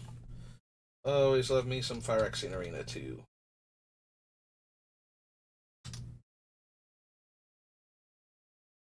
Yeah. And black, enchant. Alright. Gargantuan, Rager.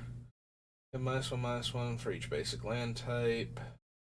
Attack a creature, kill an enchantment. 3/3, draw card.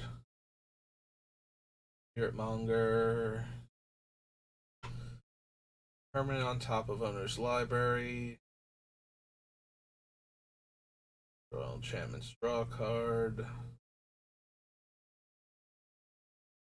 Enters the battlefield, shuffle the cards in your hand and draw that many cards, and when it dies, do the same. I think so. Alright. And that was Apocalypse.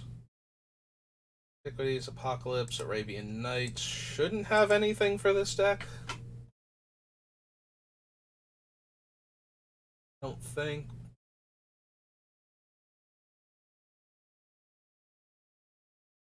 Gosh, Witches, Cyclone.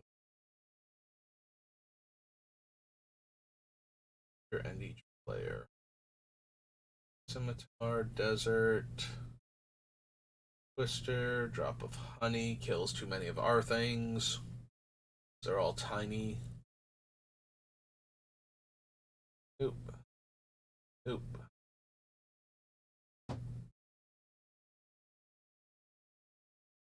See, there's Oubliette. I suppose we always consider Oubliette, and I always wind up cutting it for different removal spells.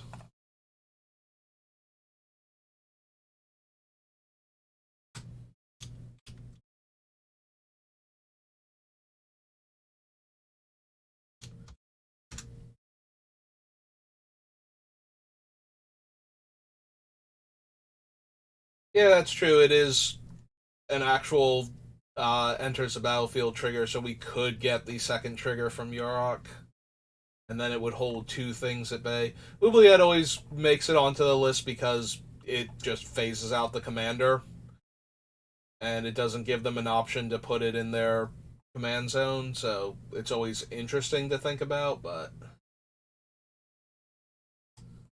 yeah, it does work better with Yarok than it does with basically anything else I've tried to put it into. Alright, so Arabian Nights, Arch Enemy, Bolus, Rena, Avacyn.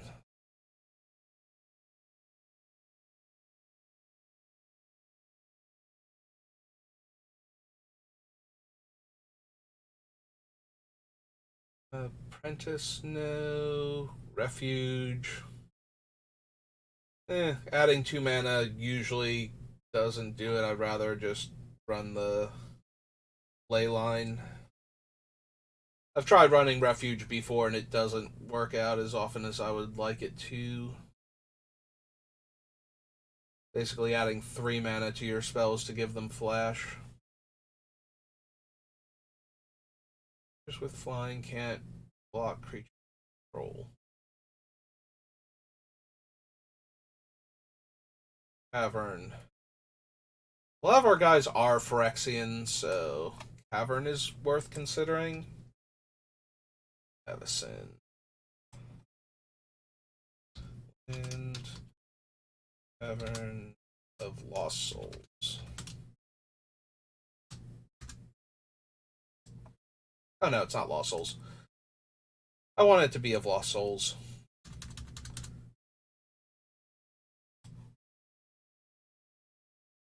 Creatures with power less than it can't block creatures you control. Whenever another creature enters the battlefield under your control, it gets a counter. There's Conjurer's Closet, and I suppose we have to consider that if we're going to run Yarok.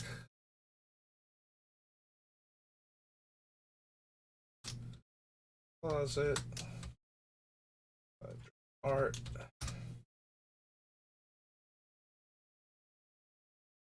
Yeah, Conjurer's Closet, just to double up on the comes into play proliferate triggers. That's my old friend Deadeye Navigator. Yeah. Yeah, okay, Deadeye Navigator, you can come hang out too.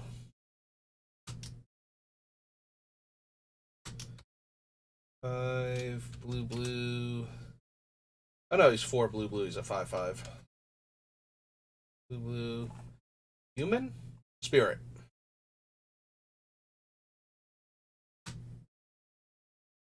5/5.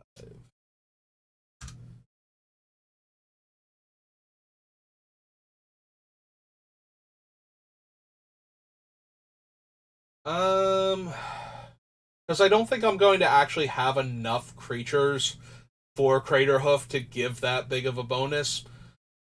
Also, at that point, I kind of want to cheat him into play. Most of my creatures are not actually that expensive. They're all like between 1 and 4 mana. So, Craterhoof being an 8 drop in the deck, right? It's like 5, yeah, 5 green, green, green. So, like, I would rather just run an actual overrun um, to give them the big bonus and attack for damage than um, try and cast Craterhoof Behemoth in the deck.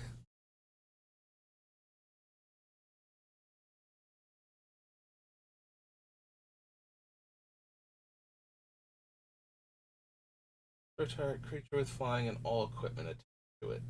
Nope. Harvest. What does a shield mate do? Pair with the creature, both have hexproof.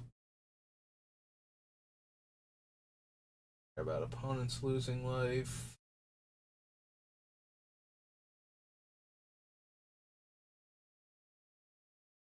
They can untap each other. Reach. Ghostly Flicker.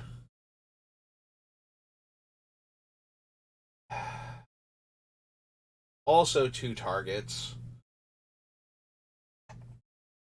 Doesn't let me draw the card, but costs 1 less mana.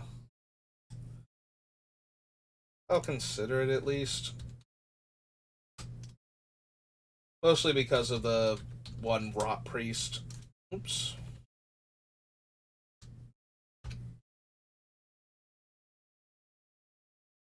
Although I probably should have considered the other thing more if I was going to do that for the Rot Priest, since it would also target 2 things and draw me the card, so...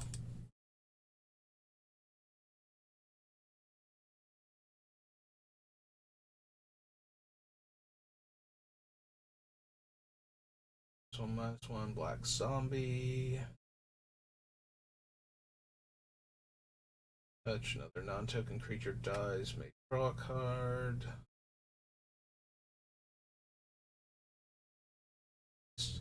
Human Frailty. Infinite Reflection. Oh, right, everything becomes the 1 creature.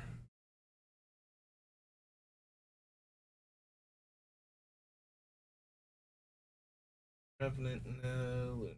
Stick. Any Mistraven. Mist Hologriffin.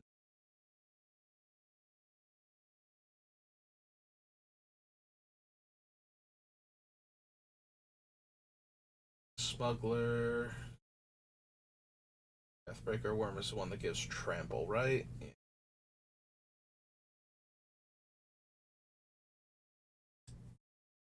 On over here. If it's a permanent card. Still probably not. Enchantment. And +6/+6 gains trample, and all creatures able to block it do so.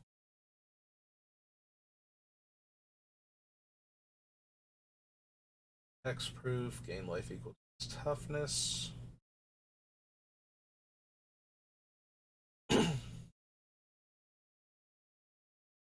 Or stolen goods. Gems. Tap creature opponent roll. Yeah, probably not. Nope. +1/+1. Our creature you control fights another target creature. Vessel, Vorse Claw. Whatever creature you control becomes the target of an instant or sorcery, that creature gets +3/+3. I don't know how many I'm going to have that aren't like blink effects. Like the Rot Priest and this go well together, but I don't think I'm actually going to just be running a bunch of cards that would care about that. So, where it would actually work out, where I'm not like blinking the creature or something. Hey. So, Avacyn. So now we're on Battle for Zendikar.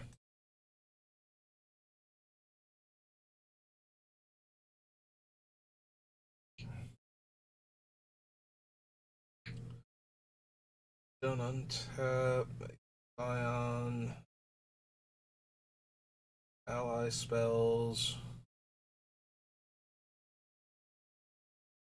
Battlefield.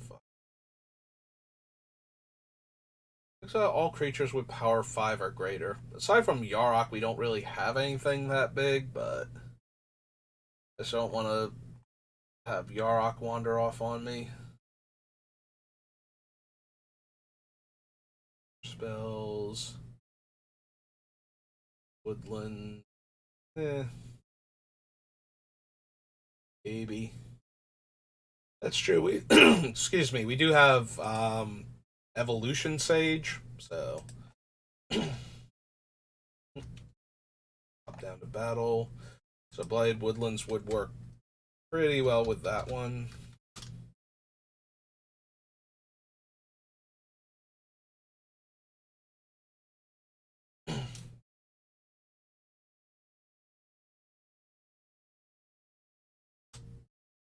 There we go. At least consider that. Devoid.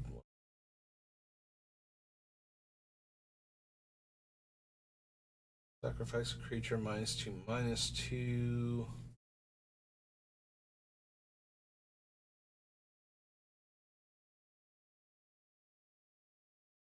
Those at 5 mana, so probably not one of those at 3 mana. Excuse me.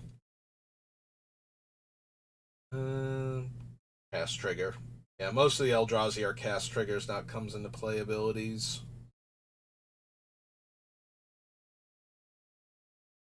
Puts 1/1 counters.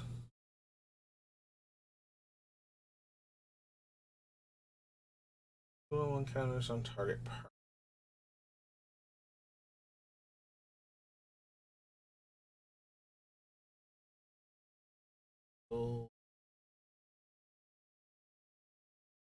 Touch ingest. Go to the top 5 cards of your deck. Reveal up to 1 basic land from among them. Put it on top of your library now. No, thank you. From Beyond.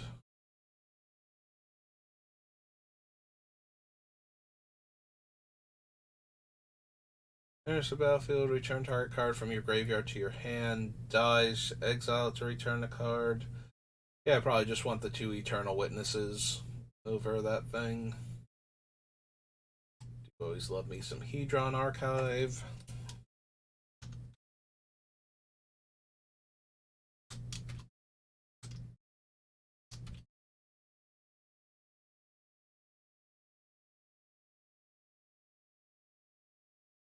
Token Maker.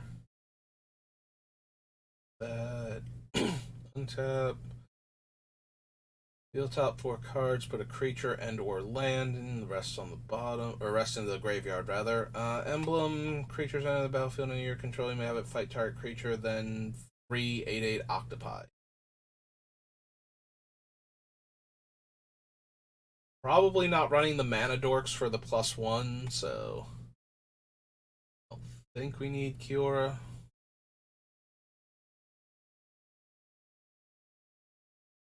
Breaker, Intruder. Nope.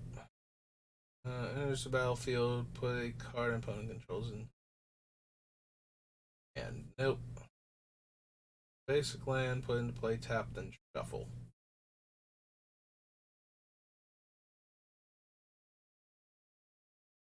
Draw a card and lose a life. -3, destroy a creature.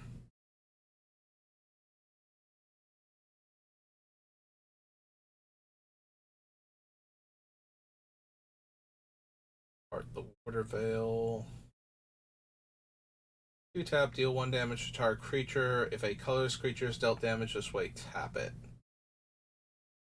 Yeah, the 2 mana to activate it once it's on the creature is kind of killing that for me. Rather have the Viridian Longbow. If it was anything like the Viridian Longbow, where I could just tap to deal the 1 damage, I might be down. Here's the battlefield under your control. +1/+0 and Death Touch. Blue one lets you tap or untap a creature and scry 1. Green one is a 1/1 counter, which is meh, or gain 2 life. I suppose I'd rather just have like a Basilisk Collar than that if I'm gonna try and give out Death Touch to things.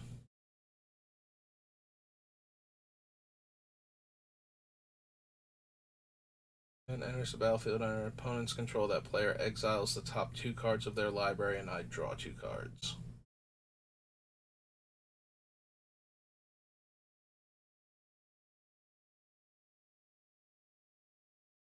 Nope. Sack a creature. Whenever you sacrifice a creature, draw a card.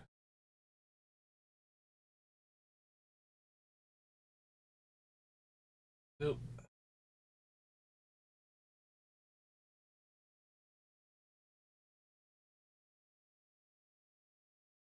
Or Warcaller.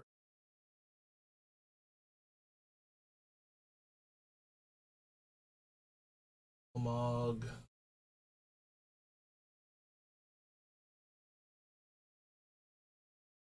Side. Nope. Slant Strangler, no. Roll deals combat damage, scry 2. Nope, okay.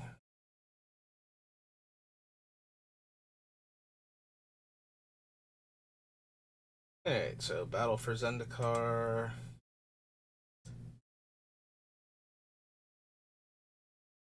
Battle Royale. Battle Bond.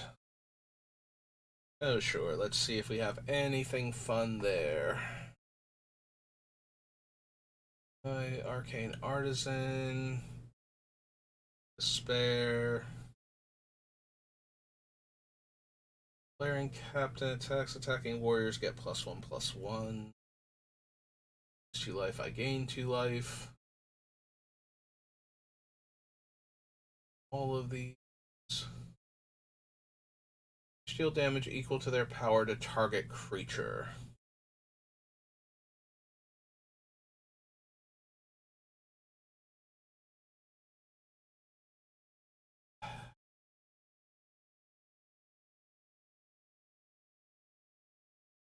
Eh. Not the worst with the Rot Priest and the Infect creatures, but it is a punch, not a fight. It does allow me to target my own stuff. Hey. Maybe. So, Battle Bond. Called again, combo attack. It being a sorcery, it probably won't make it.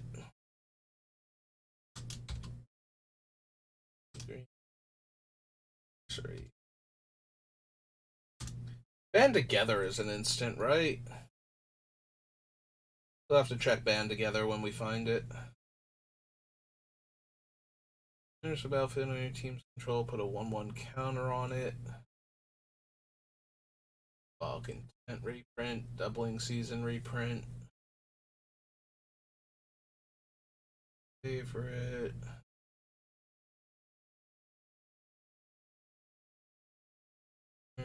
Gain control of all auras and equipment that were attached to it and put them on another creature. Library, then draw 7. Target creature with power X or less. Port 2. Whenever you put 1 or more counters on a creature you don't control, draw a card. Yeah, I think we need to consider the generous patron. Chris. Patron. 2 and a green for an elf advisor. Elf advisor. 1/4.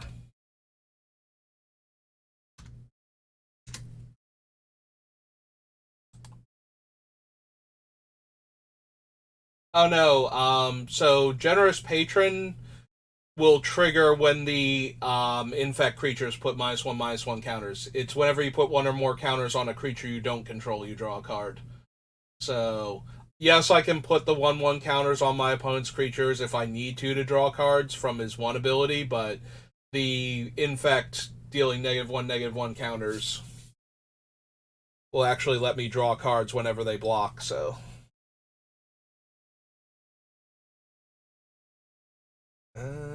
Creature enters the battlefield. Target player may put. Oh, right. We're looking for that guy. Must block if able, and Gorm must be blocked by two or more creatures if able. Eh. And the other one's just a life total affecting card, which, we're circumventing entirely, so that's not going to matter. Have it fight Grothama.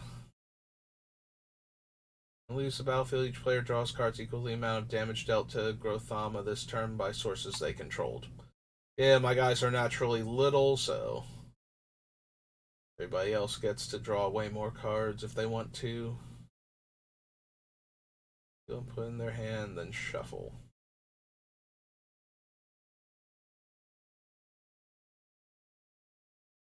Krav, we can't do the Angel, and Krav himself is not particularly good. What we're doing. Cool, Mycosynth reprint. Turn target creature to owner's hand if that creature's power is less than or equal to the number of warriors your team controls. Nope. Revenant. Listen, Peace Strider, Pierce Strider. If one or more counters will be put on permanent your team controls, that may +1. Yeah, probably don't need Pure, and I don't need Toothy.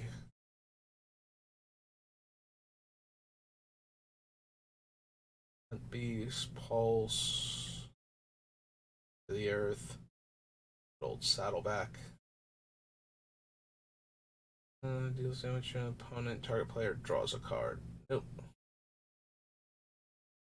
Power. There's the battlefield. Each player draws a card. No. Attacks one of your opponents. That creature gains Death Touch. Battlefield support 2. Yeah, they're both 5-drops. I don't think so. Target tapped creature to owner's hand. Would lose the game, instead draw 7. Life total becomes 1, and then exile it.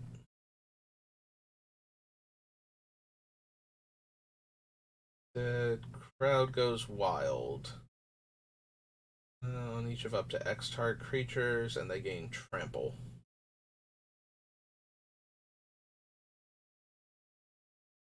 Graveyards put there from the battlefield this turn. No. Toothy. Nemesis.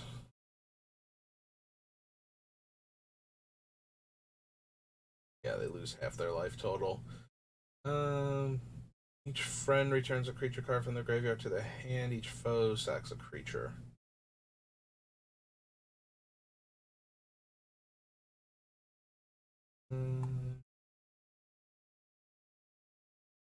Foe returns a creature they control to owner's hand. Nope. Okay.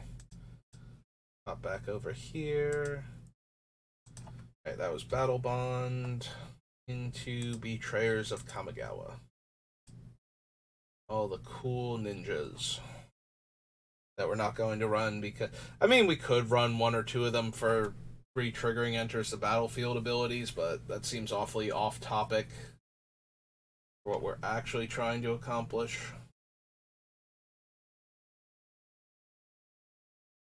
Maybe Deep Hours or something.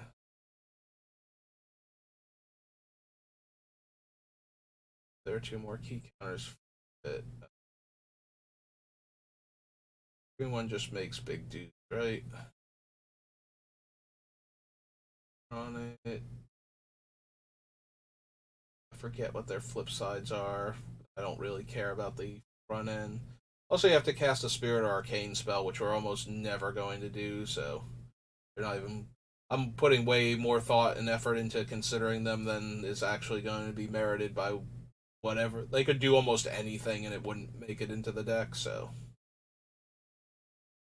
Target legendary creature card from your graveyard to the battlefield gains haste and exile it.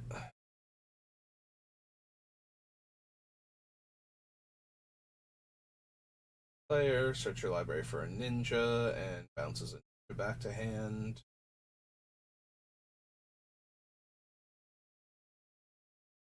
Ink Eyes. Oh, might put a legendary card.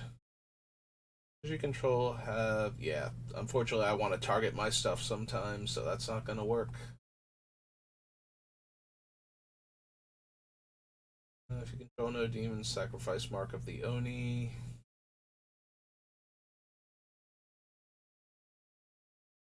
Or X or less can't be blocked. Eh, there are better ways to make my things unblockable. The Ninja of Deep Hours is 2 mana to bounce, and then it lets me draw a card. Yeah, I don't think so.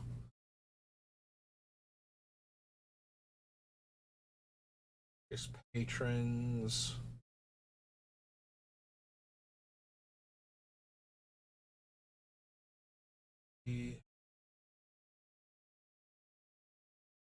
Not for the 8 mana, because we're not going to have any snakes for it.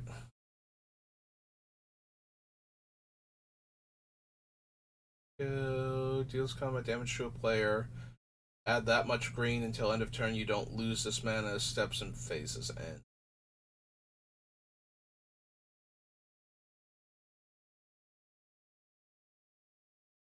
+2/+2.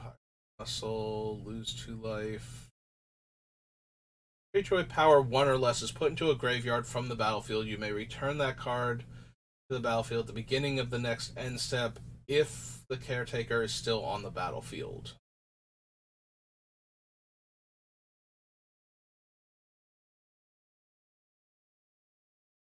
I do have a handful of 1 power creatures, like the Blighted Agent and whatnot, but I think enough of them are 2 power that that's not going to work.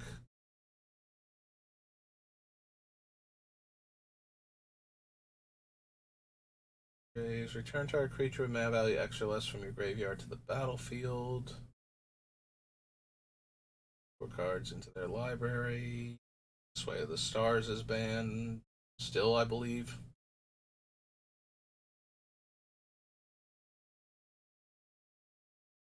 Pepper untap target creature.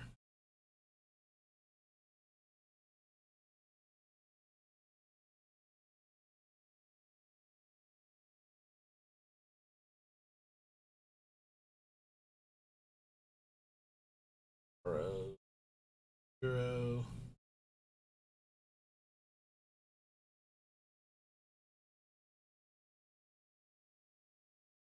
Taproot or Farce, no. Yeah. Does get twice as many, or no.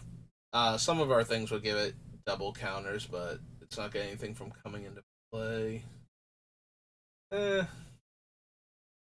still good, but probably not what we need.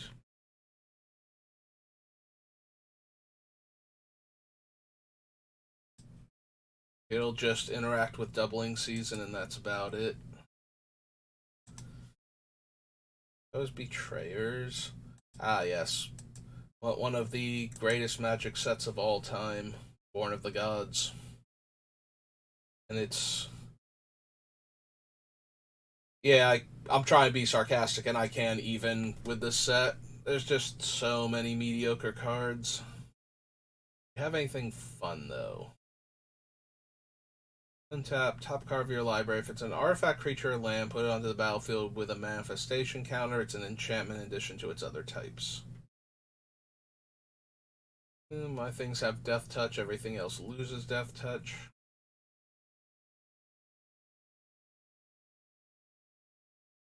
Astral Cornucopia is always good with Proliferate. Yeah, we have to put that one in.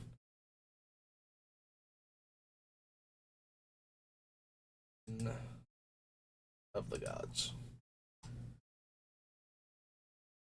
Astral Cornucopia. I've spelled wrong. Cornucopia? Cornucopia.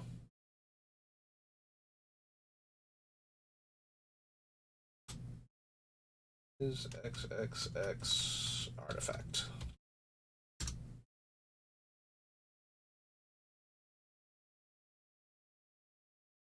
Isle Blight, Black Oak, Champion of Stray Souls. Charging Badger. Courser of Crufix. Eh. Full gains protection from your opponent's control until end of turn. Tap it.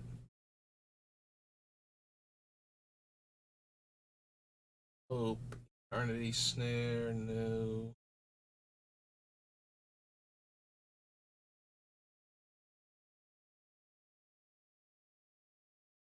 Traveler. Create a token that's a copy of target creature you control. If it's your turn, scry 2. Centaurs. And revives a dead creature. Cost 6 mana to bestow the unblockable creature on something. Probably not then. Hasn't.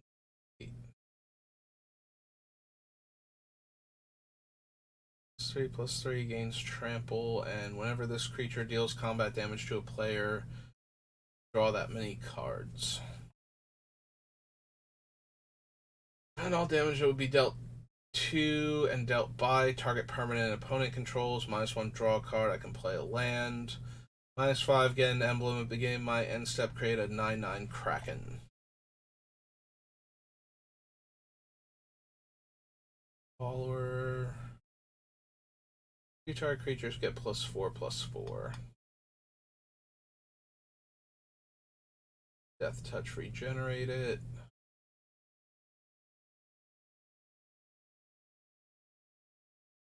Yep, there's all the tribute guys.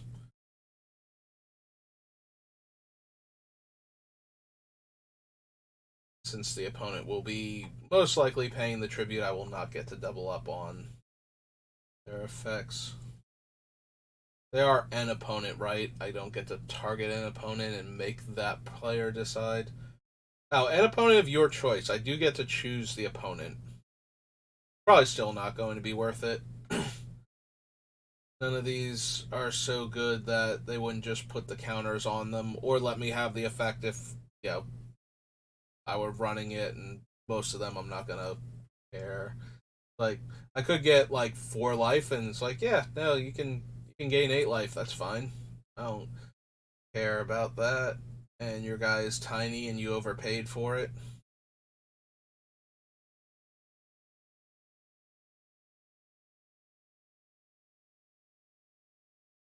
I suppose that does make Shrike Harpy better. If we could, you know, convince another player, it's like, no, let me make this player sacrifice 2 things.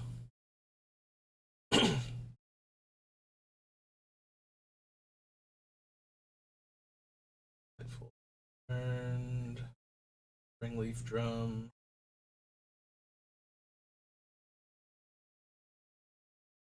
Bulls. Tremocratus.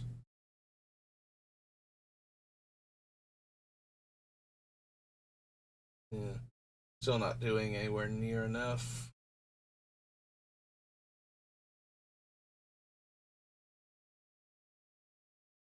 Horn of the Gods. Slightly better than I thought it would be, but still not. Alright, on to champions.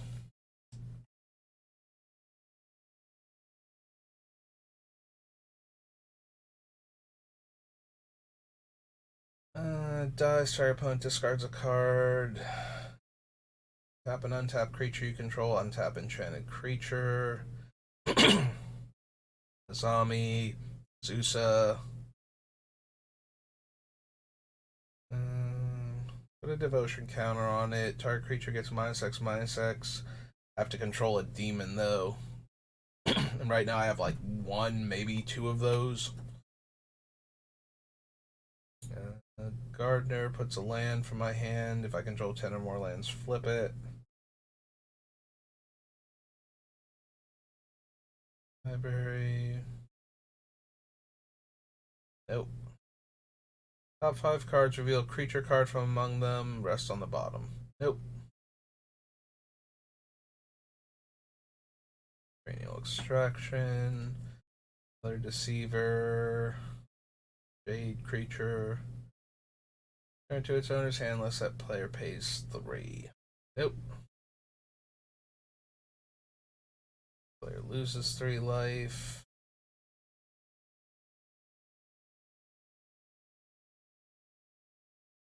No players can't cast spells during.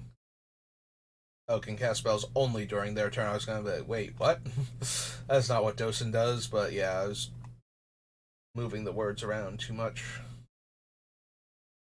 For an arcane card, feel it, shuffle. Nope.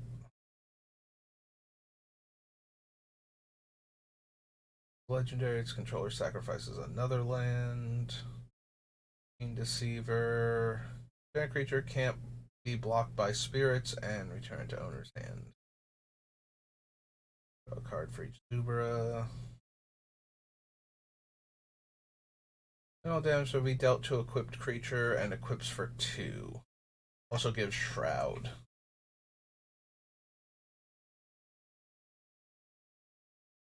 Yeah, I think I'd rather just have like Dolmen Gate if I was gonna do something like that, so I could attack with the infect creatures.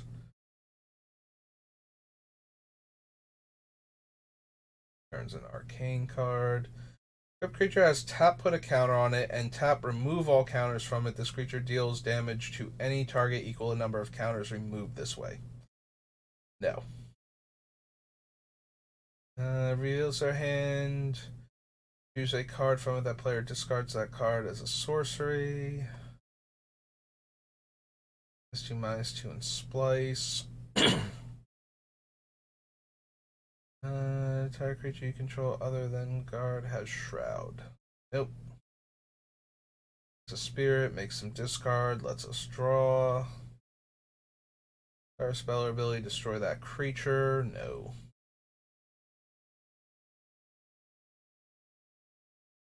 Library for any number of spirits to go to the graveyard, and any number of spirits from your graveyard to your hand. Clear arcane spell. No. It's a land, gains life. Dies to give out counters.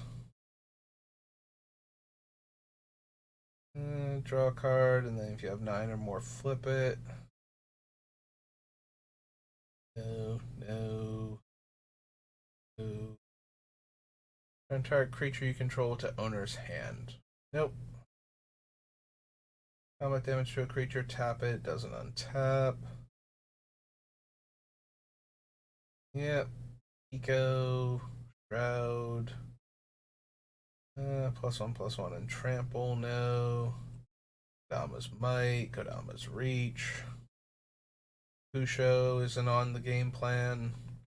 Come on, Kokusho, give out like 5 poison counters instead. See how much more play you would see in this deck. I believe in you. You could do it. You're a cool dragon. No? Okay.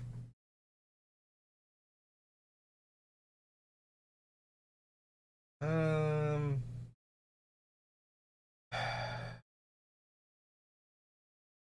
I mean, I know I put him on the list, but I don't think.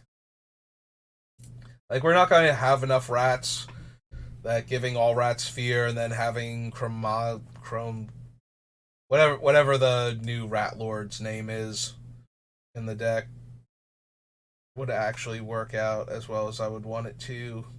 Plus, we won't have enough rats to sack a rat and get a significant number of rats from that. We probably only have like 1 to 2 at any given time.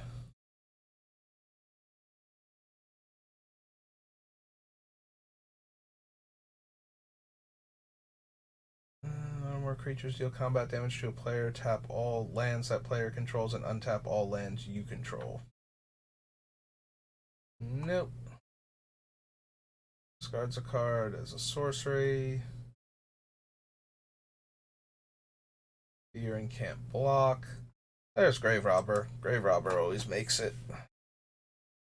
Alright, so this is Champions.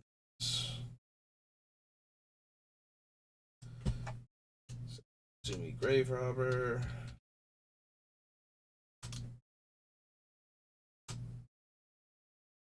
Black. Is that a Rat Shaman? Rat Rogue? Rat Rogue. Night Eyes is the shaman.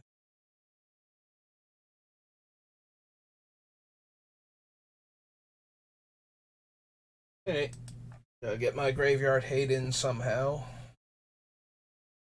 This one -1 is terrible for us. Oh, he's a rat wizard, not a rat shaman. On the other half, makes a snake. Think so. Makes lots of snakes. Better, but still don't think so.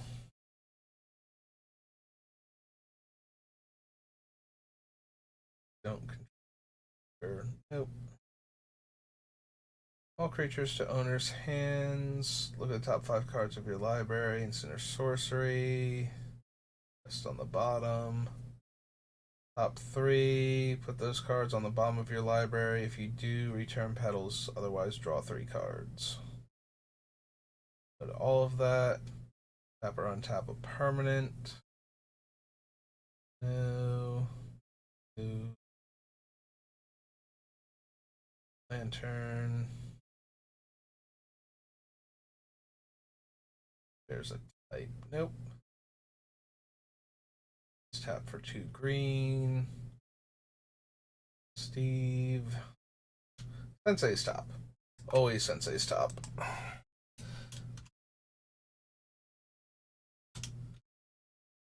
Especially if we're going to run the fetches for the Evolution Sage.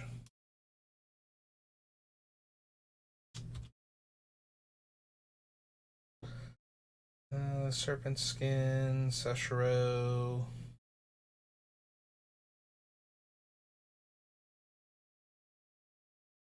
Most of them aren't legendary, so gaining fear isn't going to help. And Skittles is already hard enough to block. I don't think he needs fear on top of being a flying infect creature, so.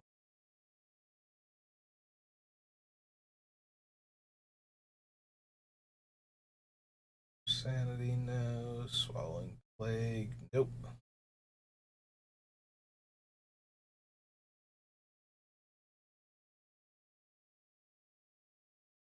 No. Speakable.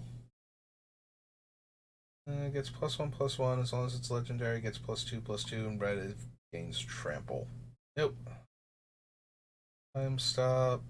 Student of elements. It's flipped half. Withdraw a card, exiles that card face up instead. Each player may play lands and cast spells from among the cards exiled with the mask this turn. Copy target instant or sorcery. Soul Shift. Nope. And no. Okay. Okay, so it's champions. Champions comes Cold Snap.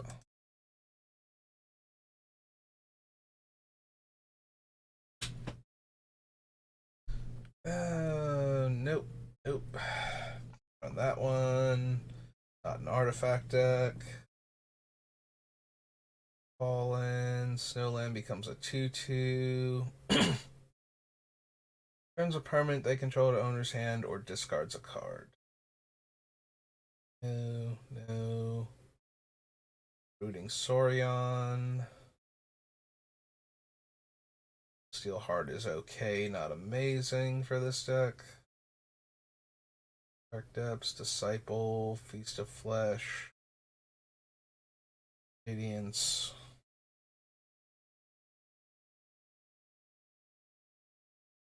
Solid. Assassin, Grim Harvest. No. No. Out of Leshrac. One day I'll find a deck for you, Harold. I promise. Then I will steal everybody's lands forever. Unless you sack 5 lands, doesn't untap. Whenever you play an island, untap it. Nope. Lose 2 life for each counter on it. You control enchanted creature, and it's 4 mana to start off with. No.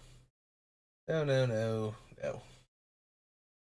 Artifact or enchantment, draw a card next turn, destroy that creature at end of combat, draw a card. No. Giant Worm, Phyrexian Etchings.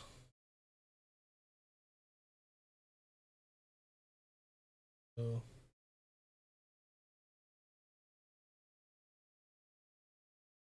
+3 and recover, no. Set by snow creatures. Probably not still. Snag, scrying sheets. Way to go. Nope. Ancient, discard a land, gets +1/+1. No. The surging cards. Drumming Stone. Another creature would die, exile it, put exile. No, okay. Back we go then. It's Cold Snap. After Cold Snap, oh, we get to do the commander sets. Hooray!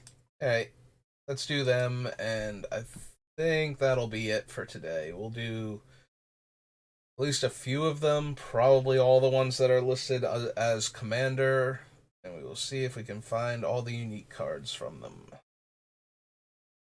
Augur Bolus, Baleful Force, each upkeep, draw a card, lose a life. No. Bane of Progress. No, we have too many enchantments we want to run for that one. It is ours, right? Destroy all artifacts and enchantments. Yeah, it would affect ours. Alright. That's what I thought. Conjurer's Closet, Crawl Space. Attacks enchant player with one or more creatures. That attacking player may tap or untap target permanent of their choice. Whenever a creature attacks enchanted player, put a 1/1 counter on it. And make a 2/2 zombie.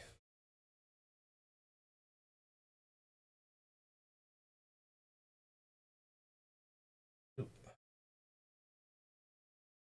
Infinite Deceits. Exchange control of 2 target non-legendary creatures. You can't activate this ability during combat. Nope.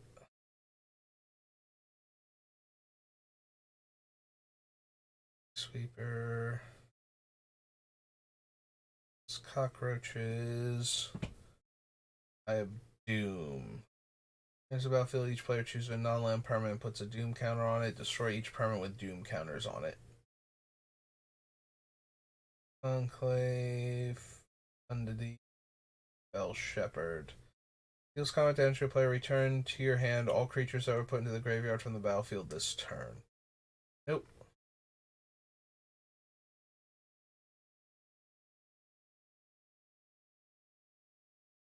So, Homeward Path. So, only during the declare blocker step of an opponent's turn. Move all attacking creatures from combat, untap them. Yeah, okay. So we force everything to attack, not us. Try again. Doesn't seem particularly good with what we are doing.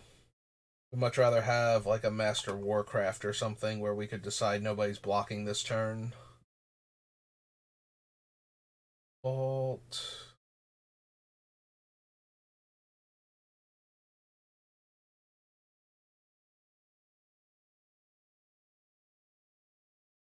Oh. Also, we're not on Murktide set anyway. Soul Beast. Yeah, it's just gonna be a big dumb creature.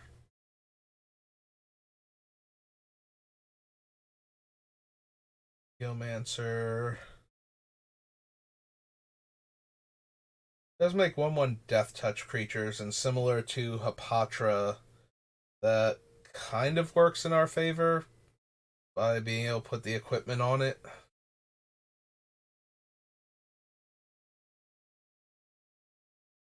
Less impressive because it can only have the one if we don't have any. Yeah, I'll probably wind up getting cut just because it won't make the token if we already have one from anything. I don't know how many other snakes we have, but Hapatra would definitely countermand him, and I think we do better if Hapatra's in play.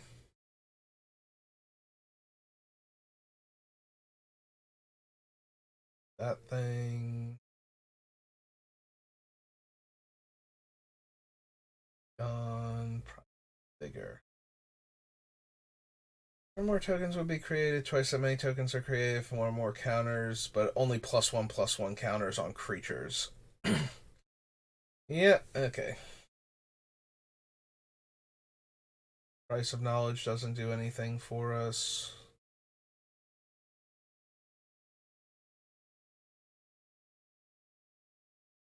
Carnation, Restore. Lands. Twain. Taps to make 5/5s. Stormscape. Sudden spoiling. Ugh. Alright.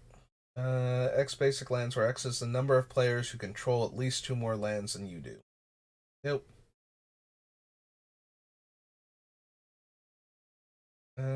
Search your library for a land, then each opponent may do that, and then I can search for another land. Creature back. The blue tempt is... Choose a creature you control, create a token copy of it. Yeah, probably not to any of those.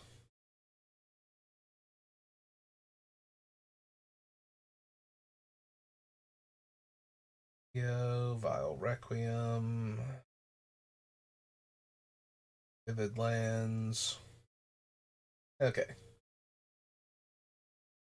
Nothing from 2013 or to 2014.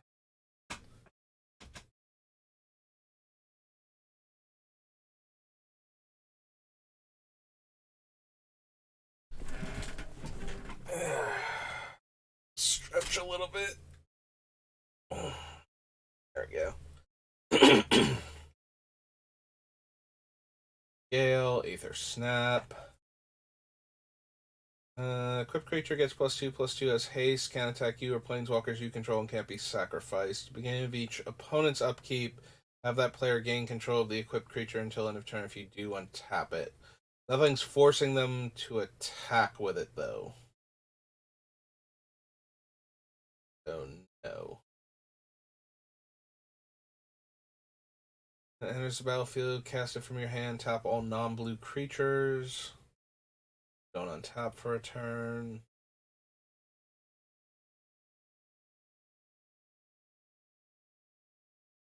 Till end of turn, target creature you control has base power and toughness 5/5 and gains trample.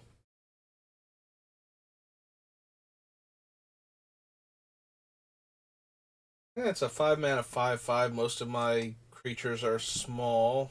Hey. Might actually be in the market for this thing. So Creeper Hulk is a plant elemental.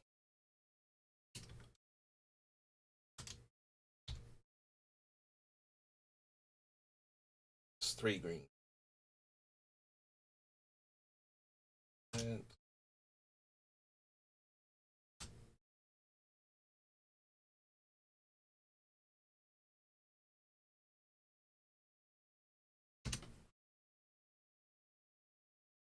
And whenever a creature attacks you or planeswalker you control gets +2 power, and we can give it away.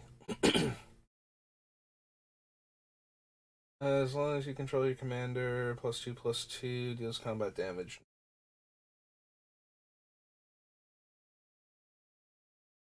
The 3 target non-attacking creatures, and they block if able.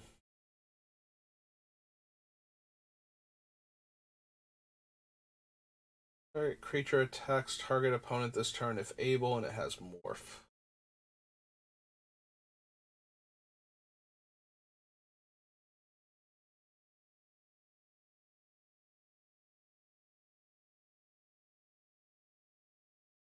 Oh.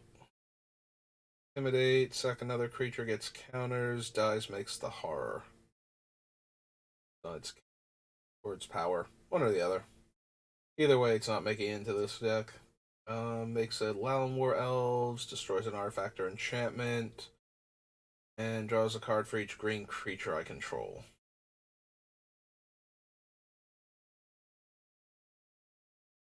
Probably not.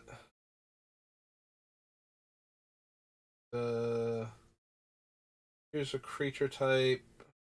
Graveyard tier. Nope. You have a fair number of Phyrexians, but I don't give back other stuff to buy back what we need. They each sacrifice a creature. Each player sacrifices a creature this way, draws 2 cards. Get things back. That player draw 3, untap all non-land permanents.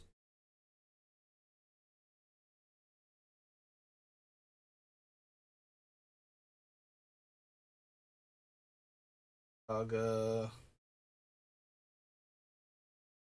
Finish the battlefield with X counters on it, dies, gain that life, and draw that many cards.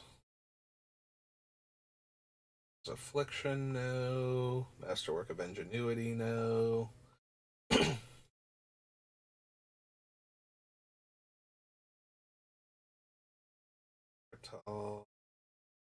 Mercy of the Damned, destroy target creature, and yeah, zombie tokens.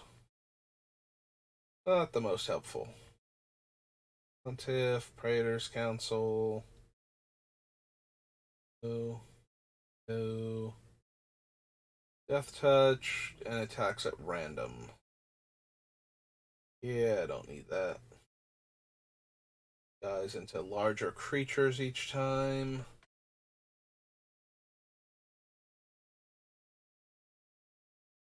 There you go, there's Siege Behemoth. Would allow us to assign combat damage as though none of our creatures were blocked.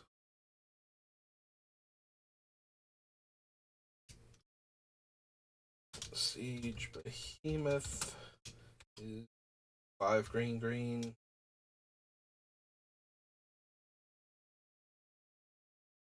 7/4 beast.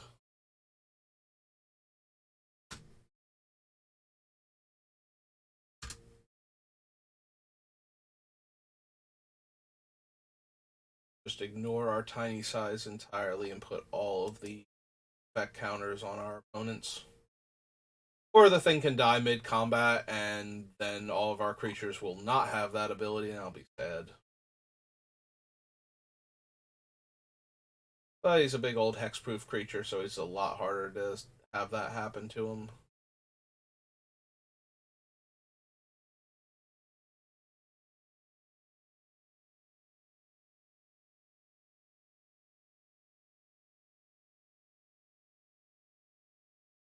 Oh, right, he's from Fifth Dawn originally. Wake the Dead. During opponent's turn, X creatures from the graveyard to the battlefield, sacrifice them. Each player sacrifices all artifacts, enchantments, and non-basic lands they control, and then they can get basics. Yeah, no. Ideas, draw 2 cards. Draw step, that player draws an additional card. At the beginning of your draw step, draw 2.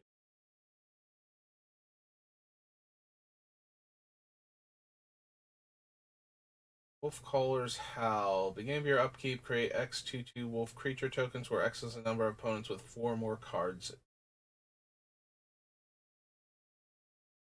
Friends Run, Panther Demon. Okay. 2014.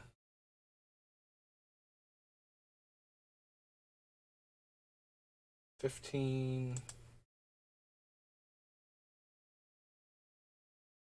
What else we got? Anything fun? There's Snatch. No, not for this deck. Arachnogenesis. Also not for this deck.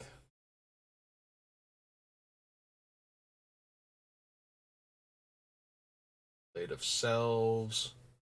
Always good in multiplayer when you're trying to trigger comes into play abilities. But I don't think we need it.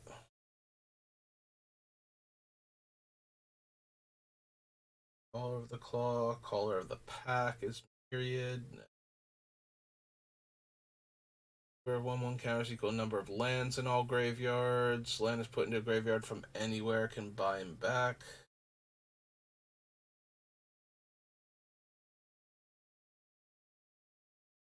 Another enchantment just becomes a 5/5, yeah.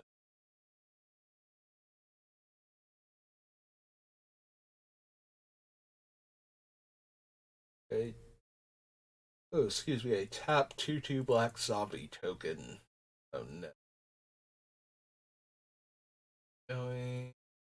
Claw of Progress. Whenever a creature with power 2 or less enters the battlefield under your control, get an experience counter. Beginning of combat, put X 1/1 counters on another target creature you control, where X is the number of experience counters you have. We can proliferate the experience counters. Most of our guys are naturally small. Yeah, we can consider Azori. Azori. Law. Law of Progress.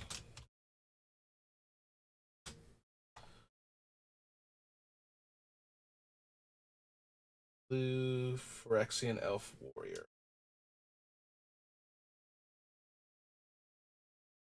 And Elf Warrior.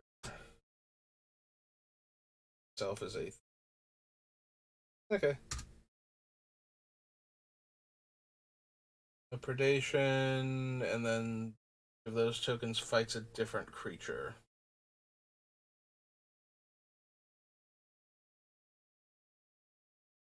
A copy of another creature on the battlefield, except it has X, this creature's base power and toughness, XX. Not until end of turn. So we could theoretically copy an infect creature and then make it huge. We do have two different flying ones, one unblockable one I can think of off the top of my head. Yeah, we might be in the market for that then. Like a giant.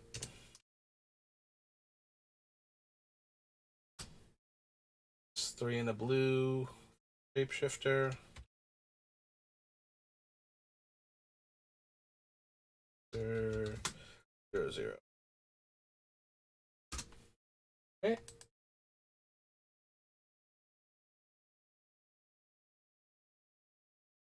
Flash, reach, enters the battlefield. Creatures target player controls get +2/+2 and untap them.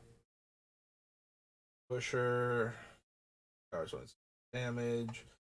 Target creature can't be blocked this turn. If that creature is a snake, it gets +2/+2. Yeah. It's nice that she's super cheap to activate and repeatable, but I don't think like we're not getting the +2/+2 for it being a snake 99% of the time, so I don't think I super need her.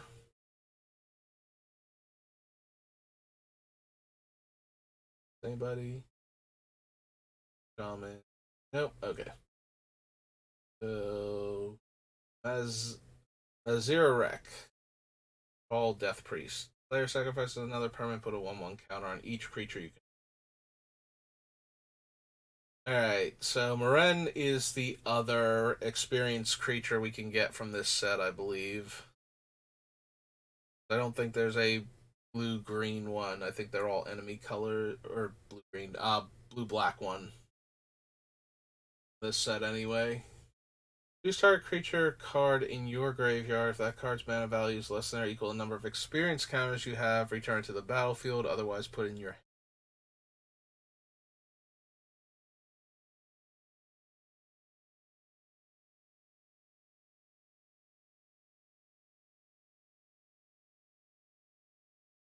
So the Azuri one works because we have mostly small creatures, which means technically she would work too.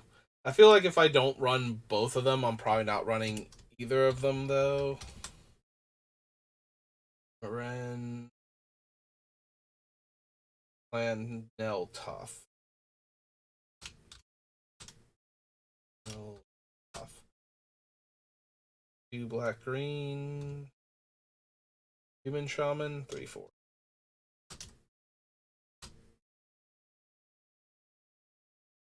Yeah, with none of them being the commander, as soon as we lose any of them.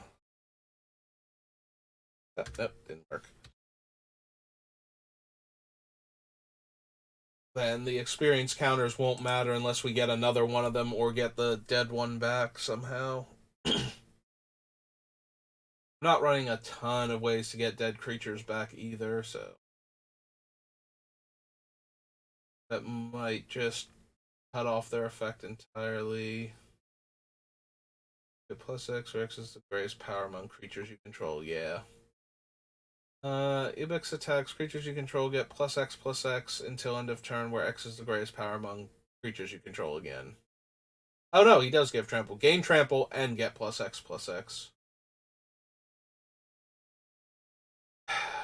So he's one of these. He would be one of the highest static creatures, so very likely to just be an overrun.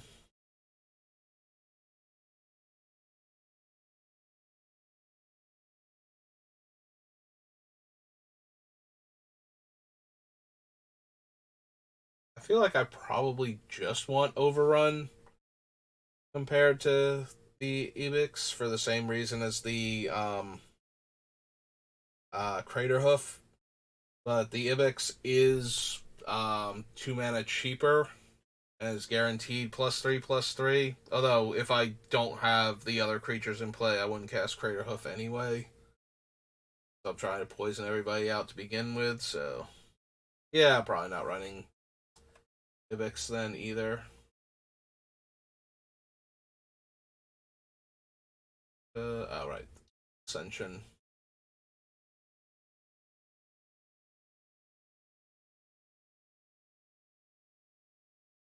I know, like Marin is fine. It's just the I would probably rather run the Eternal Witness and the Eternalized Witness to get back dead creatures if I wasn't planning to get her counters up high enough to get my things back every turn.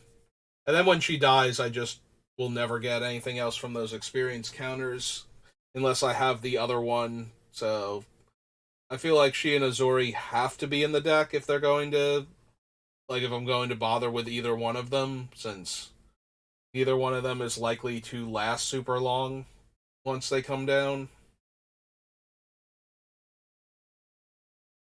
Skullwinder is the one each player gets a. Yeah, myself and an opponent each get a card. Graveyard to the hand. F of Nin, Stolen Goods. Creatures you control, and then, yeah, no, don't need a mass polymorph.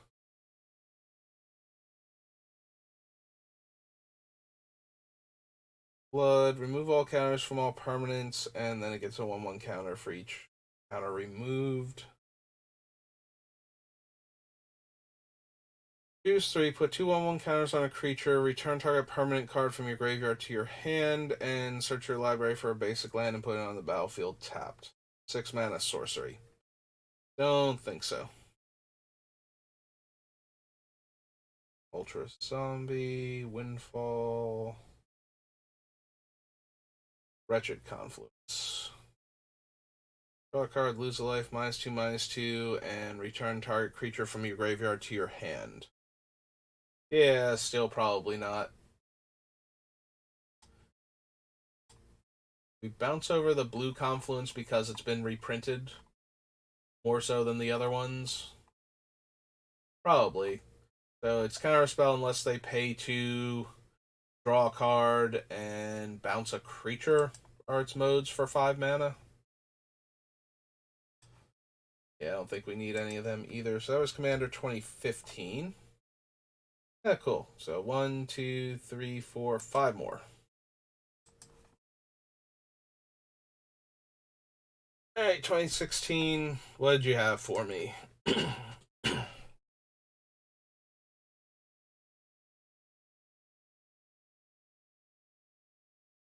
Nope.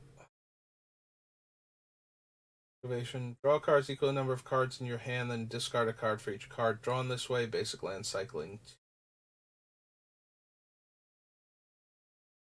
Battlefield. Attach equipment to it. Nope. Assault suit again. Baleful Strix.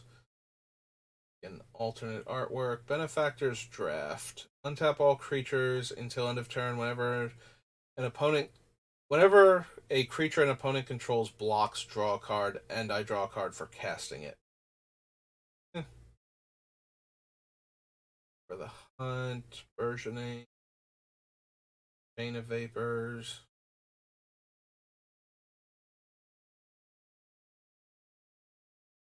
Coastal Breach. Undaunted. Return all non-land permanents to their owner's hand. Forces reprint.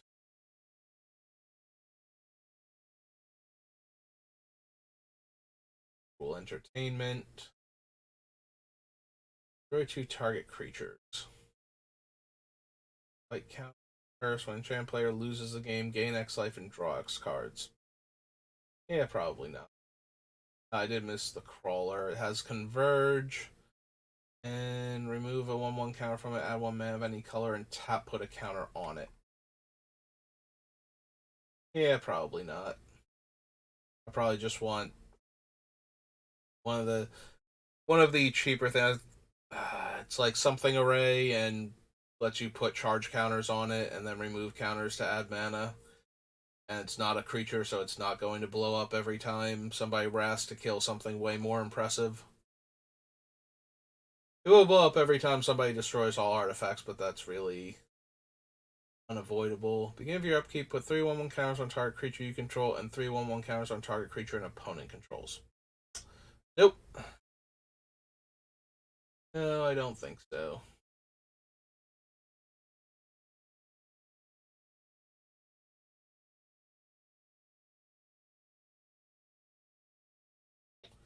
Guilt Feeder, Homeward Path. She's the one where I gain life based on toughness, right? Yeah.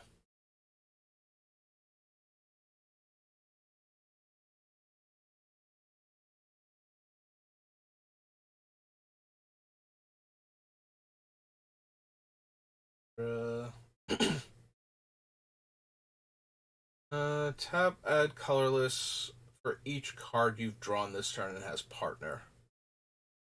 Nope. That thing. Or at least we'll look at when we get to the M set it's from. Discards a card, get in 1/1 elf. Discard every turn. Parting Thoughts. Destroy target creature, draw X cards, and you lose X life, where X is the number of counters on that creature.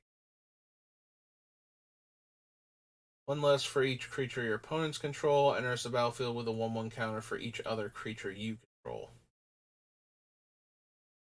Generate Mimic's probably worth considering later on when we get to it.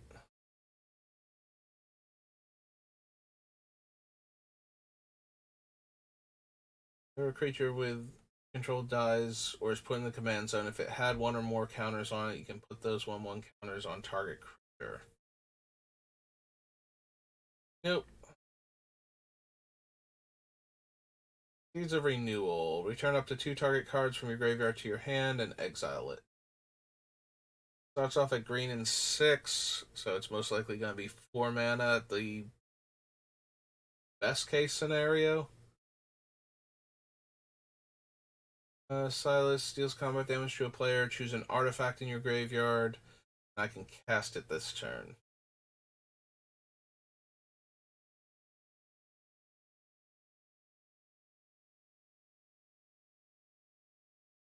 Trample, Indestructible. Whenever another creature you control attacks against Trample and Indestructible. I Felonite again. Thracios is the 4-mana scry one. Roaming Bird, Underfoot Baloth, +2/+2, and have Trample. Yeah, probably not.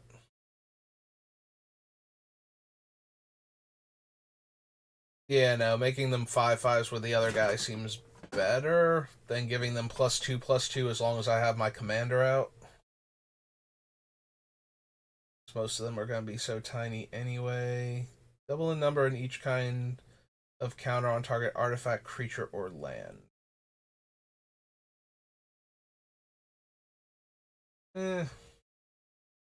We'll think more about him when we get to the Dragon's Maze that he's from.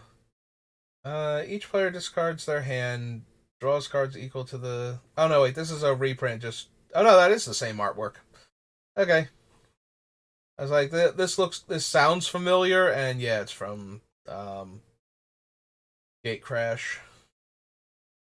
And discards a creature card, make a 2/2 zombie. Discards a land, add 2 black, and yeah, we don't really make the opponent discard, so that's not going to be a thing.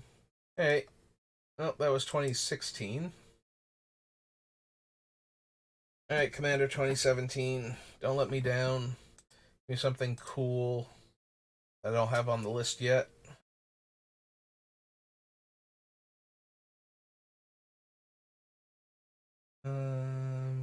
Not actually a reprint from another set that we will get to later on because of the way I'm doing these things. Return a vampire wizard. Oh, right. This is going to be Eddie and Dragon and whatnot. This does mean this is where all the kindred cards are from originally. As attacked, untap all non-land permanents you control. Each opponent attacking that player untaps all non-land permanents. 2/2 zombie, and you draw a card, and each opponent attacking that player may do the same.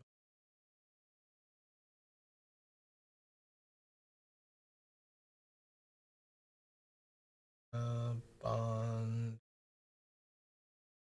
Suns from the Dragon deck.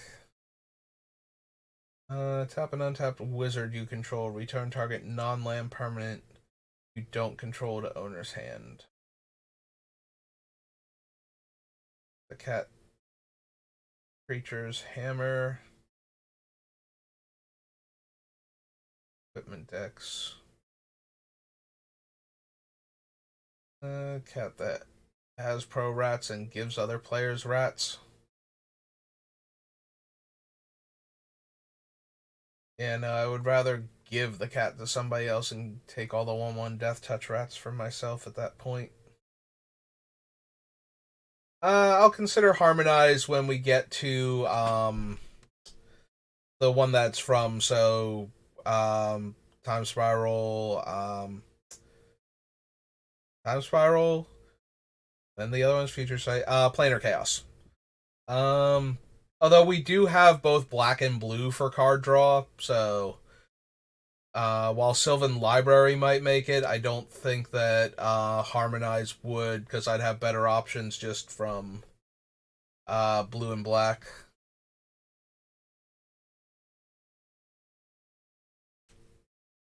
Or attacks, draw a card. Hmm.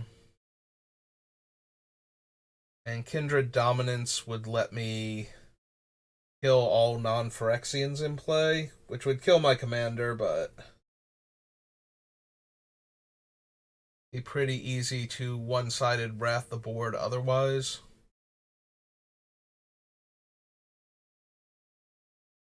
So maybe. And then the green one was right where we get to get more out of our deck based on the number we already had in play.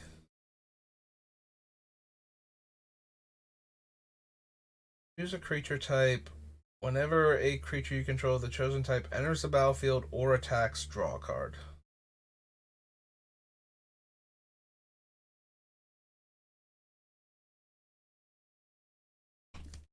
Yeah, I might be down to consider both of those then. So, Discovery.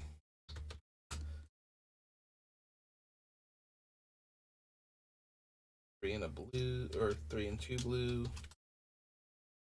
Chant and Kindred.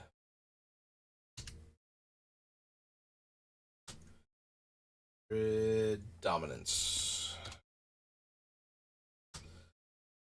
5 black for sorcery.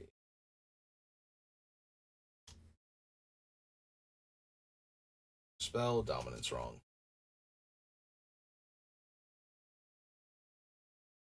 Oh, I have the N and the C reversed.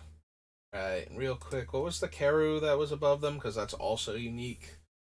Deals combat damage to a player, exile a card from their hand face down. You may look at cards exiled and you may play spells. Okay. Magus of the Mind. I don't think we need.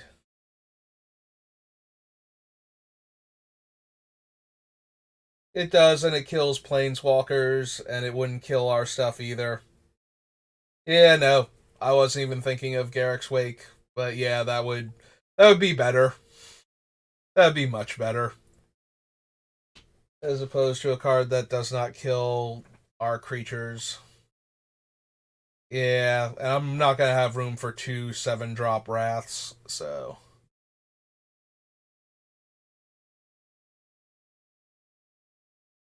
yeah, I wasn't even thinking of Garrick's Wake. Gain control of target creature, and it becomes a vampire. Yeah, it doesn't do anything for us.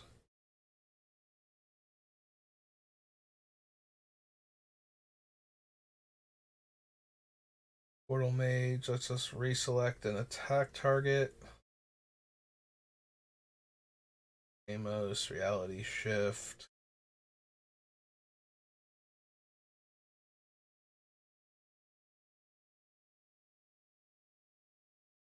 Shadow Mage, Silmgar. Staff. Igom. Skip your draw step. Beginning of your upkeep, look at the top 3 cards of your library, put one of them in your hand and the rest into your graveyard, and can exile graveyards to give -X/-X. So, no. Other creatures you control have Intimidate, or another creature leaves the battlefield, each opponent loses 1 life. Yeah, it's not doing anything. Attacks a creature, discards 2 cards, loses 5 life. No. Alright, that one was way smaller. Alright, Commander 2018.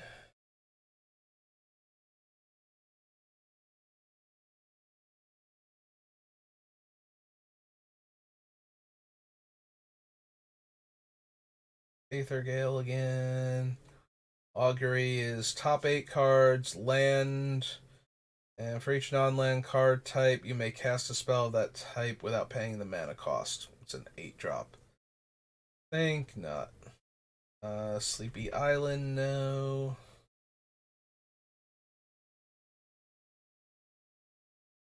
Crasher again. Blood Tracker again. No, wait, this the first time we saw him, or was he in the last set? Oh yeah, no, this is the first time we saw him. Pay 2 life, gets a 1/1 counter, leaves play, draw a card for each counter on him. Nope. Battlefield, each player may discard a card. Guards a card in this way, gets a basic land.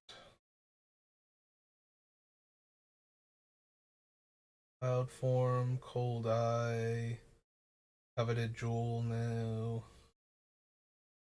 Gets +10/+10 as long as you control 10 or more land. Collection, Death Ritual, Prefix. When you cast a spell, copy it for each time you've cast your commander. This copy's artifact, so not anything we want. Also, our commander costs way too much mana to have cast it more than like once, maybe twice. before it starts getting so expensive that recasting it just is terrible because we won't be able to do anything else to get the comes into play triggers, and then it has to live a turn cycle.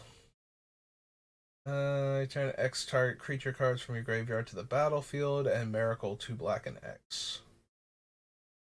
Attacks. If they attack you and or planeswalker you control, draw a card.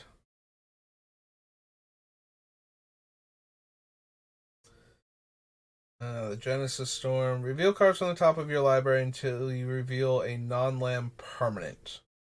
Put that card onto the battlefield. The rest on the bottom of your library in a random order. Even if I did get 2 of that for casting it, I don't think so.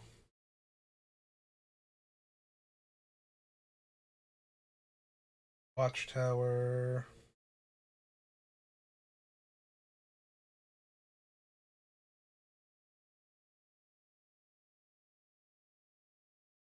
Loyal Drake. Beginning of combat on your turn, if you control your commander, draw a card. Control your commander, put a 1/1 counter on each creature you control, and each opponent loses 3 life.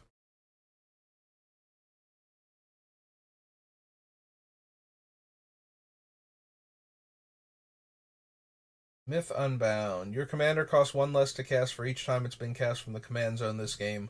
Whenever your commander is put into the command zone from anywhere, draw a card. Nah.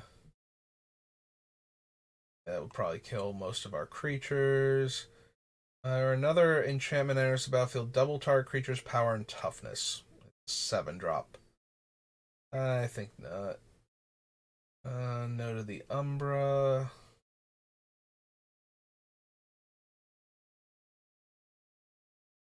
Important. Predict. Primordial Mists. Manifest the top card of your library. Exile face down permanent you control face up. You may play that card this turn.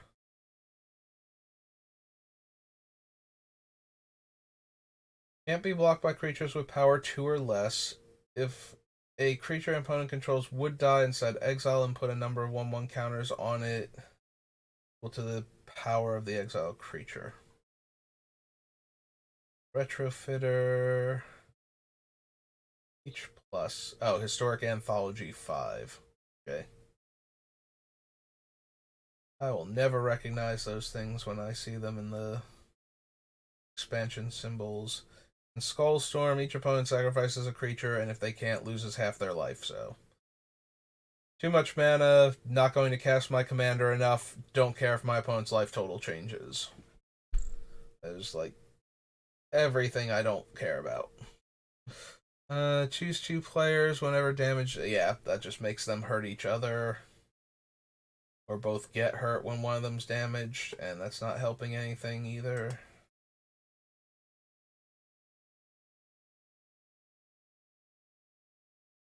Turn Timber Sower. 1 or more lands put into your graveyard from anywhere. Make a 0/1 plant. Sack 3 creatures. Get a land from my graveyard to hand.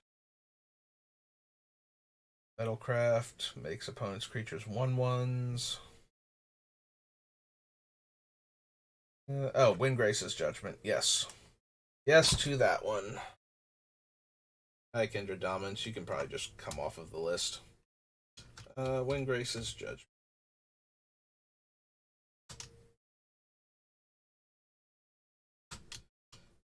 3 black green. Instant. At least I think it was an instant, right? Yeah. Okay. And Yuriko. Life equal to its mana value. Yeah, I don't think so.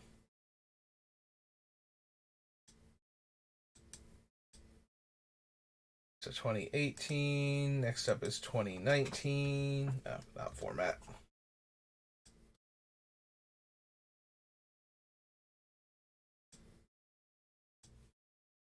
Skip 2020 and go straight to 2021.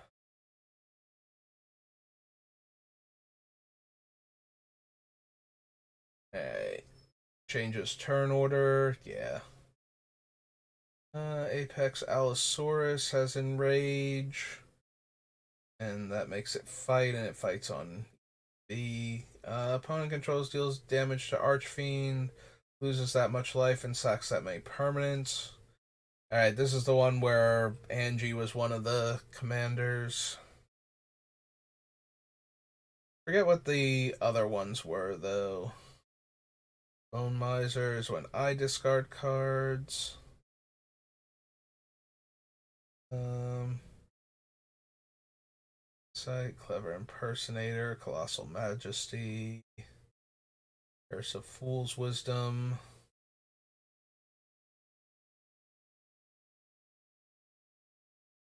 Alright, there's the Morph Commander, and there's like a Flashback Commander. They were all mechanic based, I think.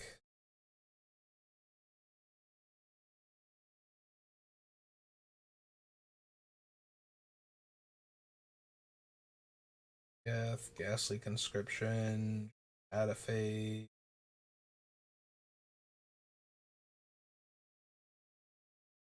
Grismold, the Dream Sower. Beginning of your end step, each player creates a 1/1 green plant token. Whenever a creature token dies, put a 1/1 counter on it.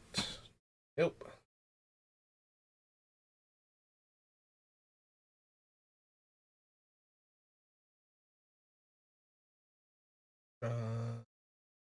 Sanctum.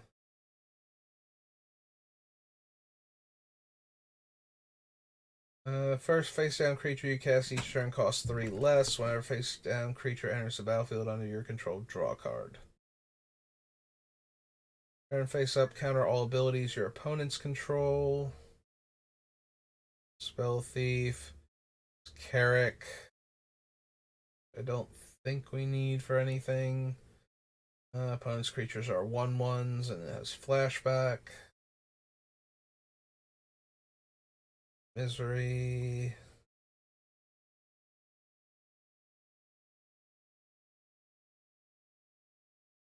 Alright, this is where Orin Frostfang is from. Attacking creatures you control have Death Touch, and whenever a creature deals combat damage to a player, draw a card.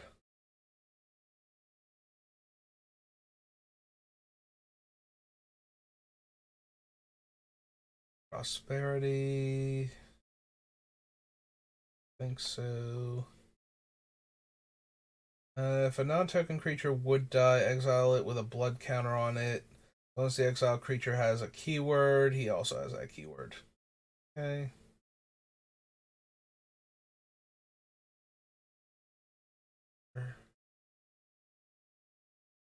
Becomes tapped to put a land from our hand or graveyard into play. Tapped. Roll of Fate. Second Harvest. Exile target creature from a graveyard, then populate. Right, there's a populate in like red, green, white too. One of the commanders from this thing. I think there were only 4 this time. It was flashback, populate, morph, and mono black. Or no, no, it was madness was the last one, right? Was Carrick just in one of these decks randomly then? Carrick, son of Yawgmoth, he's like lets you pay 2 life instead of for black mana symbols. He basically turns all of your black mana symbols into Phyrexian black mana symbols. So this is where he was from, and I'm trying to remember what the deck archetypes were from this. Because I always forget because it's all just Commander this year, so trying to remember what the archetypes were and what cards I might be looking for gets really hard to remember which ones were which after a while. So when I see one of the key cards from among them, but most of them had themes, and I feel like this one's only theme was that each one of them had keywords or cared about things. Hey, this is the one where Volrath was from. Yeah, Just Guy cycling deck.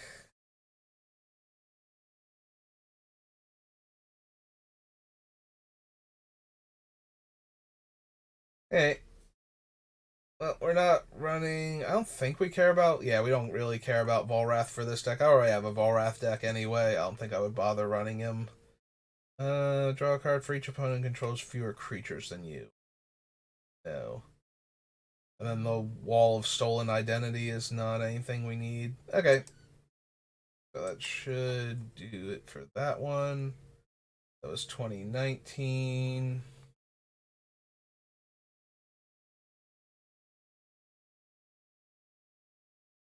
Commander 2020. Oops. Oh man. Leaning too far back. Can't read my own things. Wait, which one did we just do? Did we do 2019? Yeah, we did do 2019, so we're on 2021. Alright, this will be the last one for this particular session because I'm already up to 3.5 hours. My god. Alright, so Adrix and Nev. So this was the Strixhaven one then. I'm pretty sure these are students. If one or more tokens would be created under your control, twice that many tokens are created instead. This entity. Ashi, Author of Shadows. Exile all opponents' graveyards, then choose a non-land card exiled. This way you may cast that card for as long as it remains exiled. Already have enough graveyard hate with the Grave Robber and possibly Scavenging Ooze if I want it. Non-token creature dies, get a 1/1 pest token. Blood Tracker again. Attacks gain 2 life, then creatures you control gain trample and +X, where X is the amount of life you gained.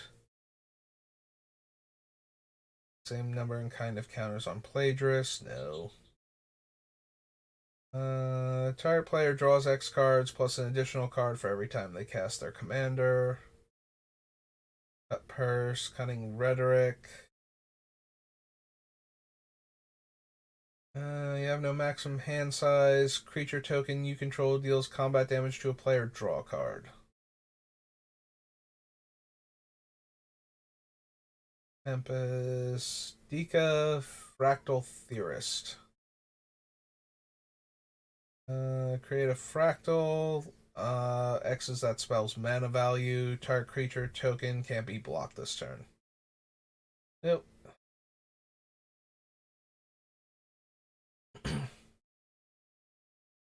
Fractal Bloom is a 4/4 flyer. First time you would create one or more tokens during your turns. Instead, choose a creature other than this thing and create that many tokens that are copies of that creature. I don't think I want to run enough token makers that wouldn't already be either the mites or the like infect insects. And I don't think I have enough of them to make Essex actually do what I would want it to do.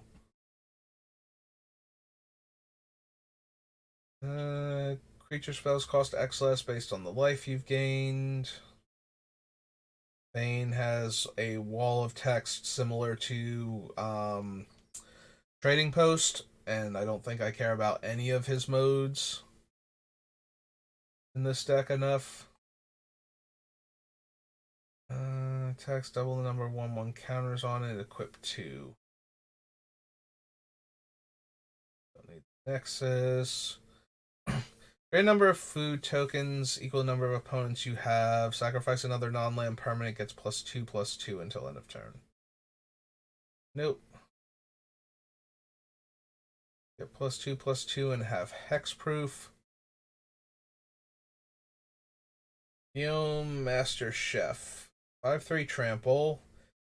At the end of your end step, create a number of food tokens equal to the number of non-token creatures that enter the battlefield under your control this turn and can give indestructible.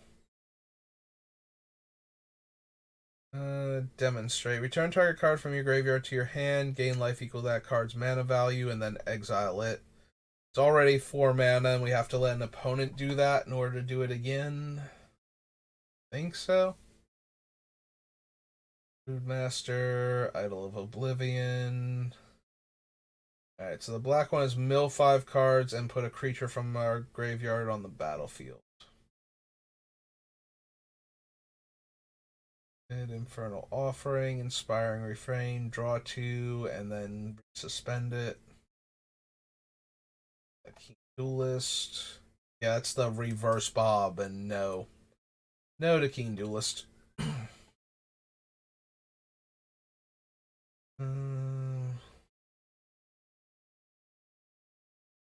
Flying, rather than pay the mana cost, he's already a 5-drop, you can pay life. Will next spell's mana value. Eh.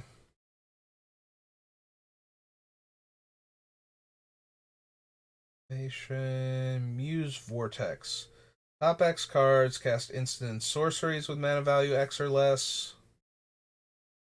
That weren't cast in this way into your hand and the rest on the bottom of your library in a random order. Think so.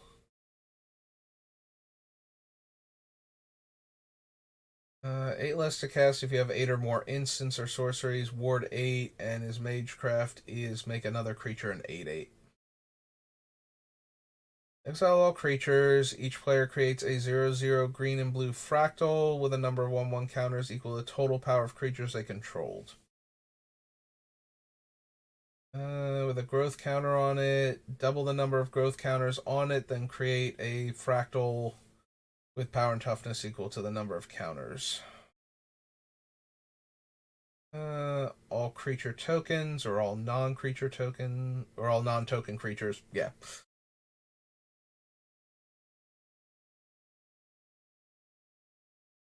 Empathy is from one of the other sets. Reform again. For each permanent type, return up to 1 card of that type from your graveyard to the battlefield. You lose 3 life for each card returned this way, and then exile it. Ruxa is the one that cares if they don't have abilities. Yeah.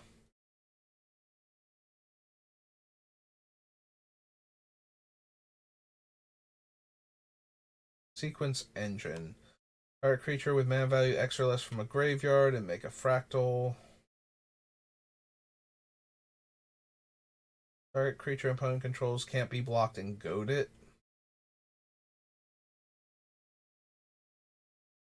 I9 Kraken. X is the amount of life you've gained this turn. Trample. Beginning of each end step, if you gain life, you may cast it from your graveyard. X cards lose X life. X is the mana value of a commander you own on the battlefield or in the command zone. So it's 5 mana, draw 6. Yeah, probably not. I think we can do slightly better than that. 5 mana, draw 6, lose 6. Isn't exactly where I want to be. Maybe if I didn't have access to blue, I might be more interested in it, but we can tidings more readily than we can deal with that thing. Whenever a non-token creature enters the battlefield under an opponent's control this turn, create a token that's a copy of that creature. Neat, but not helping us. Our opponents aren't going to have cool things that we want to copy for our strategy, usually. Every once in a while, maybe we want our own Elish Norn or something. If you gain life this turn, you may pay X life, where X is the amount of life you gain this turn. If you do, make a demon. Triplicate Titan. Banewitch Coven also cares if I gain life. Choose another target creature, put a number of 1/1 counters on it equal to the amount of life you gain this turn or the amount of life you lost this turn, whichever is greater. Whenever another non-token creature you control dies, you may return to the battlefield face down under its owner's control. It's a forest. Okay. Believe that, yeah, that's Commander 2021, so that is all of the Commander sets. So, overall, not too bad. We found a bunch of cards. to consider for Yarok to get through for damage and to buff all of our guys. Alright, that's gonna do it for me for today. At least for this thing. I'll probably be back later to do whatchamacallit, to draft some more Phyrexia, all will be one. Thank you to KEMTG for stopping by and for chatting. I appreciate it, and I will see you all next time. Have a good rest of your day.